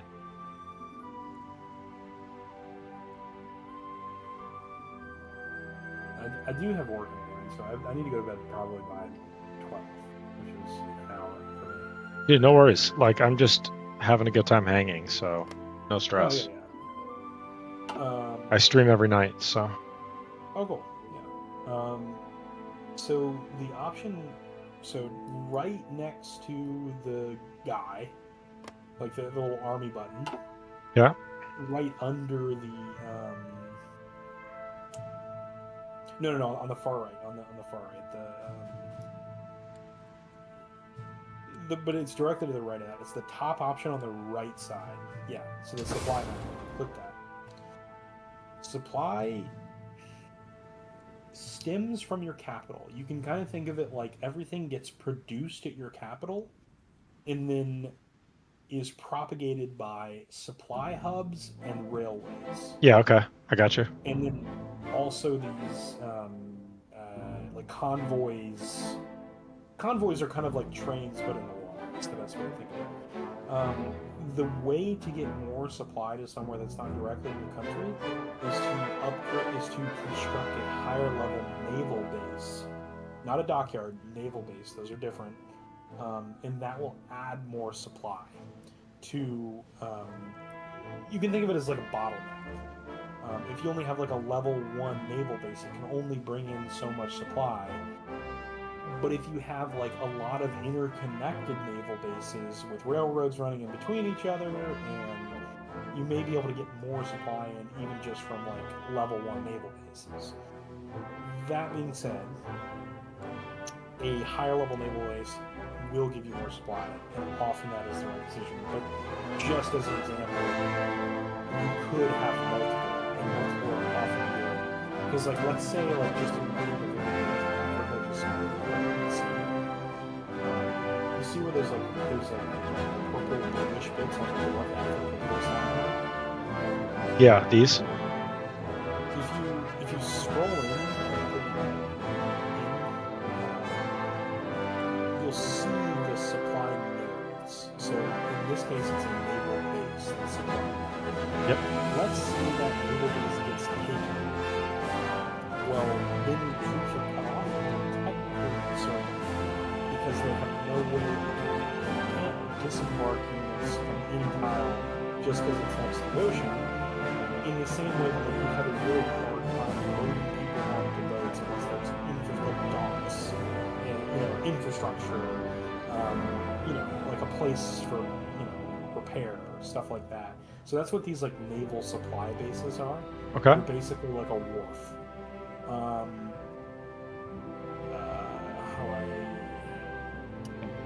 So you see, actually, the one you're looking at is a really good example. There's a naval base, and then to the left of it, there's a supply hub inland. It looks like a box, like a yellow box. No, you were in it, like the same place you just were. So you see how there's a railroad connecting your naval base that's on the coast Right here. to a supply hub inland. There's that yellow-orange box. Hover over that orange box just so you can see it. That is a supply hub. That is where supplies come from for your units. So, as long as there is a railroad connection to a supply hub, your units can be resupplied with manpower, guns, tanks, whatever. The problem sometimes is, like, let's say you have 80 tanks sitting in North Africa.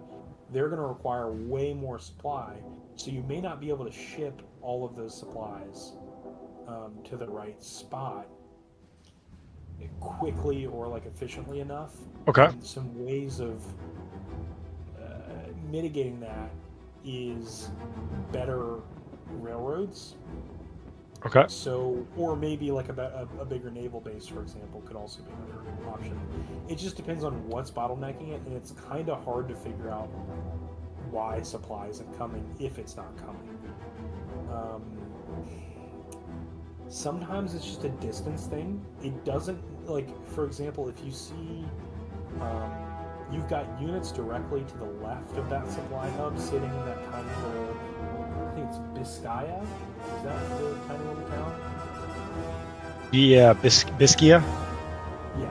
So you see those two units over there? They're pretty close to the supply hub, so they're getting some supply. You can think of it almost like an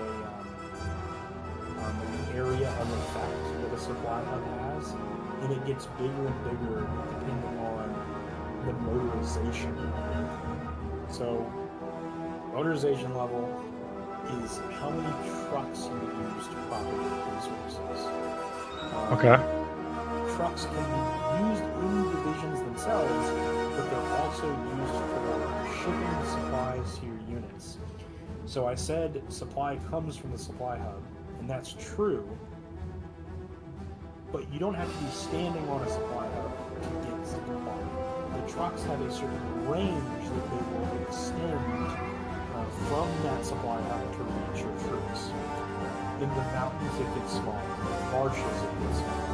Plains, it's like pretty easy. Like you can drive a truck over plains for miles, and but driving a truck over a mountain is very difficult. So you can kind of think about it like that. In a mountainous region, it's going to be harder to get supplies to your units, and that's like kind of how to think about that. Motorization level, we'll talk about how to actually increase it. As Italy, you should have enough trucks to increase motorization. You can click on your field marshal. The guy at the bottom. On the bottom, Pronto, signore. there is a button that looks like a horse. Okay.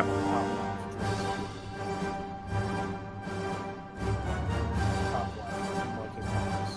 Right a little bit. Oh yeah. So, this is motorization type. Basically, you can choose which units are prioritized higher if you want, but if you have enough trucks, I would just put them all on trucks. So you can click it once to increase it a little bit, to click it again to increase the trucks. I think that's fine. Okay. If you click it again, it should Yeah. go back to horses. So yeah, the higher that level is, the more trucks you use at horses, obviously there's no trucks being used. So even if you're a nation that can't produce trucks, you can still get supplies or units. It just doesn't go as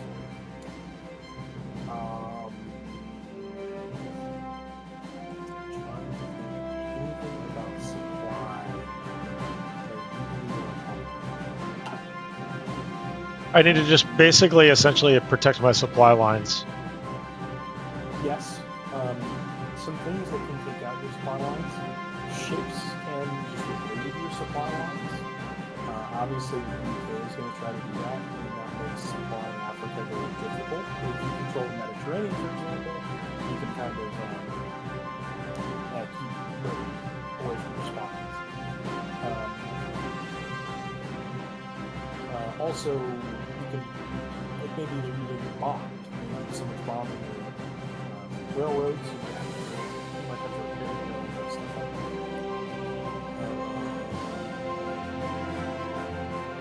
But yeah, like huge. I would say that the most impactful part of this game is encirclement.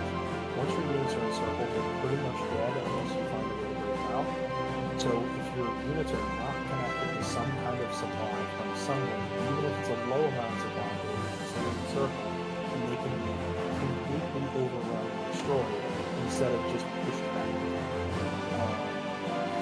So, like, let's say Ethiopia pushes you to your coast and takes your supply hub and your naval base, and there's nowhere left for your units to go.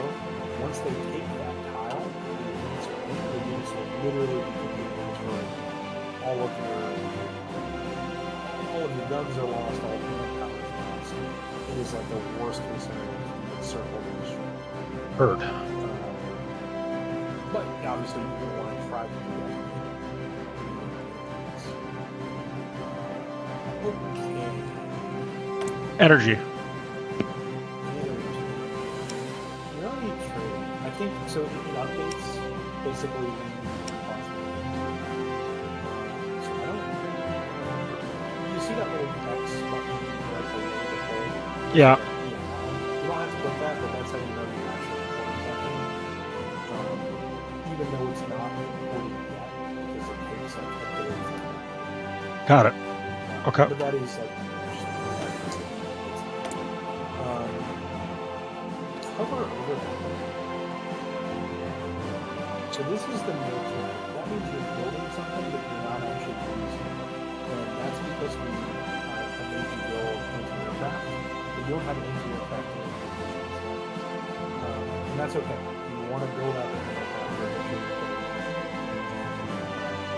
but like, for example, if you're building a light tank, if you didn't have divisions using a light tank, that would be your cue of like, oh, I probably don't need to do this. But you do have it, so for now it's Got. no divisions, basic training, we kind of already went over that. Back to resources. So, these are the other resources that you're missing instead of just coal. One important thing about trading, with most normal nations, the trade is eight of the resource for one factory. So, kind of like, if maybe you're only missing like one tungsten, you might not trade for a tungsten. It's not like that important. But if you're missing like 10. 10, yes, but like 3, 4, 5, 6, 7, 8 tungsten, usually it's worth it. Because you don't want to just trade away factories if you don't have to. So should I trade for some steel? Yeah, I would make sure you have full steel. I would make sure you have full rubber. I would make sure you have full chromium. Just do it all. Everything. Yeah, except for ones where maybe you're only missing like 1 or 2. And again, remember, the more factories you build, the more things you can make, and the more resources you need, which will let you trade away more factories. So again, it's that like you're building civilian factories. Basically, you're being able to trade away for resources, not just for construction capacity. So oil's kind of a fun one. Oil isn't used to make things; it's used to fuel things. You get a percent of oil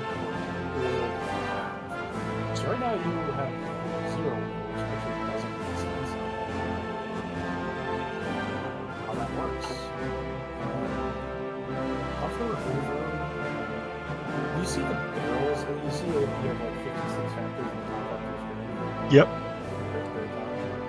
And then hover over the one right next to it that's fuel.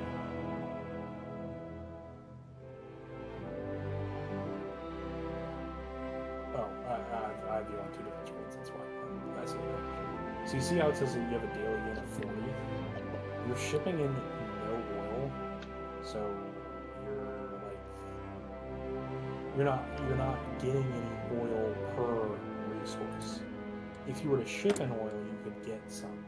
Now you don't necessarily need any because you're not using any units that use oil, but to run a navy, to run a air force, to run tanks, those are all reasons why you would need some oil.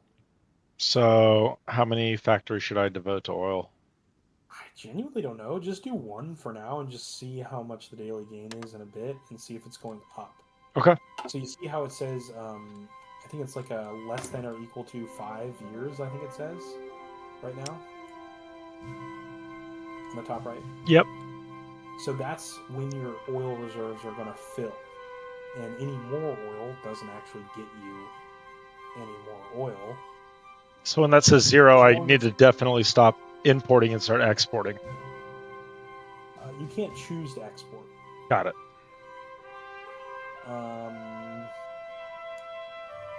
But for those, specifically for the fuel, green means you're going up, red means you're going down. Think of it as like a national strategic oil reserve. And sometimes you hear about like the U.S. has just like oil sitting around if you ever little war. Like currently? Yeah. It's the same thing for like they just have oil sitting around in these barrels, and then they use them up as they run them. Okay. So right now it's going up because you're not running it. But it'll go down. Last tab, manpower garrison. So what this means is you own land that is not Italian core territory. You have some in Greece, you have some in Africa, you have some in Southeast Africa. Yugoslavia. Yeah, you have some in Yugoslavia. These units are basically the units that you don't actually control. You're not moving them around like you do your normal units, but they are passively siphoning your manpower to deal with overseas colonies. Because like for example, if you just took away all your garrisons, they would just revolt and they would be their own country. But because you're stationing troops there, you're kind of like extracting resources from them, using their labor, using their manpower. Like you could conscript people into your army from other places, and you don't get to really choose all that. You're kind of just like bonuses that are affecting the country, is the best way to put it. So if you click the military governor section, you see what says military governor at the top? Yeah. Well, click the one up top. You just kind of want to control that.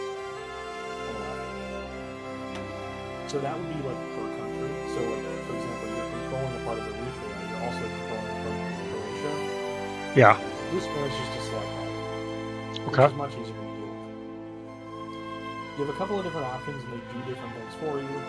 Obviously stuff like brutal oppression would like get you more resources, but the people in that country are going to revolt more, and they're not going to they're going to like break your infrastructure, for example. They're going to just kind of fight against you. No garrison obviously is going to make people rise up against you. But like a good middle ground most people use, I think, is local police force. It still gets you some compliance, which basically means the longer and longer you own something, the more they become acceptable, like the people in that area accept your rule. And you start getting more factories, more... Got it. Where like over time they just kind of give up. Yeah, I mean, at a certain point, it'll lose. So local police forces that you get middle ground of like getting resources and putting your foot down. Okay. Now, what that button actually said is actually kind of important. It said you couldn't equip. So to get back to that screen, click your country flag. occupied territories on the left under where it says fascist. So what's actually happening is there is a real unit that is being distributed equally across these places that you control. And that's that horse division. You see where it says horse and then the 2 arrows? Yep. There is some mechanics that don't really matter, but all you really need to know is that a horse is a pretty good division for this job. It provides good suppression, which is like making the people not rebel, but it's pretty cheap. That's basically a trade-off. Okay. Some people to like min-max later, and you can't even do it right now. They might use light tanks or mechanized infantry to do this because there's a hardness. If you think about it, like let's say some peasants in Poland, they're really mad about the Germans in the country and try to destroy infrastructure. There's nothing you can do against them. Like you might be able to like knock some garrison guard out with like a gun like that you found or something. You're not going to be able to like handle a tank in your country. Right. So that provides like a ton of suppression. It's called hardness. It's so hard that they can't do damage to your units. It's not even that they'll like try to do damage. They can't. Okay. So you can think of hardness that way, and that's actually how divisions work in the game too, like the ones that run around and like do your orders. There's hardness to those too. If you have a certain amount of hardness, it may be that a unit can't even damage your units, or is like heavily, like if you think about it, if you don't have an anti-tank gun, a tank is just going to roll over you. There's nothing you can do about it. Your units have to be equipped with some kind of anti-tank, Anti-armor, yeah. But just because a unit is a tank unit doesn't mean you can't deal with it. For example, there aren't any tank units, even in real life, that are just made up of tanks. They have support battalions, they have mechanized infantry to cover their flanks, stuff like that. So you're still usually damaging those units in other ways. You just can't break through their tanks. So that's something to kind of think about. I think we're kind of like done with Pre-setup? early, like all the setup. Okay. If I were you, I would just save and just name it like setup.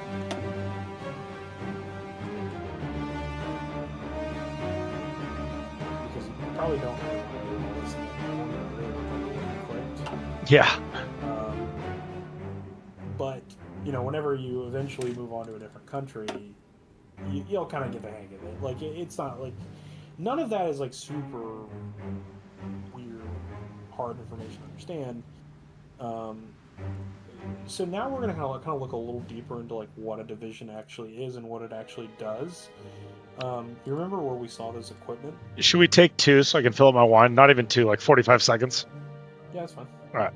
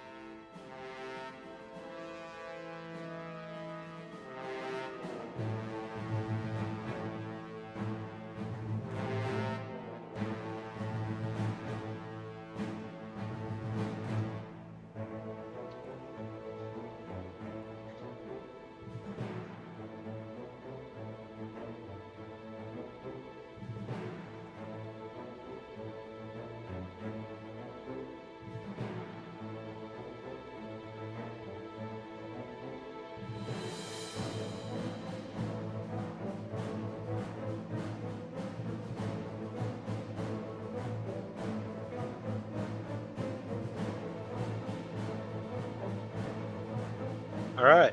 Got a full glass of wine ready to rock. And just to terrify you. Oh, great. Crossfire and 3 is way hard. Like, Hell yeah. It's like people describe it as like simulator. So I downloaded during us playing, because I'm diving full in, I downloaded Stellaris and I downloaded the Europa Universalis, and I bought $150 in DLCs for both without ever firing it up. In my opinion, I just pick games that I really like the setting of. I struggle with Stellaris. I have it, I own it because a lot of my friends play it, and I'll play it with them. I don't love space that much. I don't care. So what's the difference between like Victoria and Crusader Kings and Europa? Because they're all like medieval, right?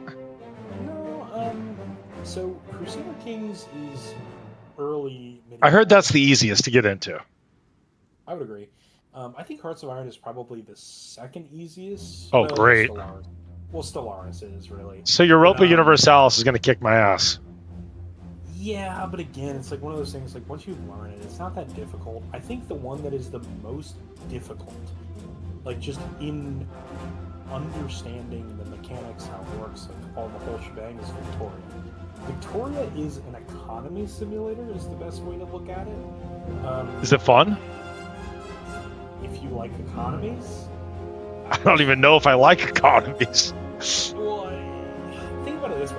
So it takes place in the age where Europe begins to industrialize, and the political and economic framework of Europe is like becomes exponentially more important to the rest of the world because they start trading in spices, they do all that stuff. So the game is trying to simulate like economic hegemony, I guess is the best way to put it, like control through economic control. So it's like Civilization on steroids? Yeah, I mean, Civ is like not even... It's not even a similar game. It's more similar to Hearts of Iron than it is Civ, in that like there's not turns, it's like a clock that you can stop and go, but there's like it's more political, it's more economical. This kind of just has like an abstraction of the economy, like for example consumer goods. That's just kind of like we're just gonna like, obviously people need food, we're just gonna throw something called consumer goods to kind of cover that. In Victoria, you are making sure if your people are not fed, they will starve to death. If your people are requesting iron tools to make cannons, you can't make cannons unless you have iron tools. Like every step of a production line is something. Oh, I just downloaded it. I can't. I'm not saying it's bad. I like economy stuff. I think it's cool. I can't say I've ever gotten into it just because I think it's too complicated. It's far down my list. I'm gonna go in line. So I'm gonna play this at Crusader Kings first, and then we'll go from there. Okay. So Europa is kind of like the Renaissance era. It's still kind of medieval, but there's a lot of like there's more politics than Crusader Kings. There's more. It's less character focused and it's more country focused, is another way to put it. Okay. Crusader Kings is like you are a guy, and that guy can inherently lose them. I haven't played the base Crusader Kings. All I've played is the Game of Thrones mod. Well, yeah, but even in the Game of Thrones guy, like if you're like Ned Stark, yeah, you're doing his thing. You're Ned Stark, and if you die as Ned Stark, your next in line is your guy. Yeah. In like Europa Universalis, like let's say somebody deposes your ruler, you still control the country, you just have a different ruler. Got it. But like, or even in this game, like you can depose your ruler and you're still hidden. So I can get rid of Benito Mussolini and still control Italy. Yes. Okay. Yeah, you are not Mussolini. Mussolini is just giving you bonuses. So he does political power games. Got it. Okay. He does economy and trade conscription policies. So once I master these, if I play Civ, I'm gonna like blow my brains out because it's so simple. It's a different kind of game, I think. I think Civ is like it's turn-based, so it's just different. I'm not a big turn-based fan, so I don't really like Civ. I play lots of Total War. I have Kind of turn-based. I have roamed Total War 2, but I haven't really gotten into it. I've only tutorial. Yeah. Like this is a whole new foray for me. I'm usually like an action adventure shooter guy. So like I'll be playing the shit out of God, what's that fucking game everyone's freaking out about coming out tomorrow or 2 days from now? Oh, is Freaking it Crimson Desert? yeah, Crimson Desert. Like those are the kind of games I normally play. Like I'm playing Kingdom Come Deliverance 2, like a shit Dude, ton. I love that game. That is Yeah. my favorite. Yeah, I'm playing that on stream a lot, and I also am playing the Resident Evils. Like I've never played them, so I'm diving into them. But I would say my most played games all time are like Fallout, Mass Effect, Skyrim. Okay, so we advance the time now. Well, hold on. Oh shit, we got more to do. I know. We have more to look at. We don't Got have it. more to- No, we're good. I just want you to understand a few more things. So, let's look at the division and actually see what's inside of the division. Is that the tank that's there now? And then edit the right. Okay. The stats on the right side of your screen are things. Okay. There's something called HP. Unfortunately, I think organization makes more sense to people to view it as HP. Okay. You can think of it like this. If your unit moves, they lose some amount of cohesion trying to move. Right. Like if you've got a line of men that can all move 10 feet, they're not going to be in the same straight line at the start of it. They're going to be like, some are going to be further on than others. Yeah, Yeah. I deal with this to a degree in Bannerlords on a way less advanced schedule. Yes, exactly. So organization is something that your units are affected by either being attacked or moving or deploying, defending, attacking. Pretty much everything affects organization besides sitting there. If you sit somewhere, if you just sit in a tile, and your units will rebuild the organization they lost. That's why it's important if you're doing like a big offensive, sometimes you just have to stop and then restart the offensive after you've regained your organization. One thing that people kind of describe this as is like clicking yourself to death. So let's say you click a unit forward and you're like, I want to take that tile really bad, and then you click it again, and you click it again, and you click it again. You've attacked like 10 times and you haven't let that unit rest. Eventually it's going to just run out of organization and it won't die, but now when it gets counterattacked, for example, it's going to immediately retreat because it has no kind of like an HP. Yeah, it hasn't had time to rebuff and organize the line. Yeah. So HP is actually what you think of as HP, like it is like if somebody shot a gun at your division, if that gun were to hit your division, you're going to lose some amount of HP. And that's why you can't have a division that's just all tanks. Because, let's say you put 300 tanks in a division, well, they don't have any HP. That's only 300 tanks. They can't, hold a line. They're not like a... Eventually, they're going to get overrun by infantry because they can only shoot so many bullets per minute. They're just going to, like the volume of fire. That's kind of maybe... So you want your divisions to be more... have more things than just one unit.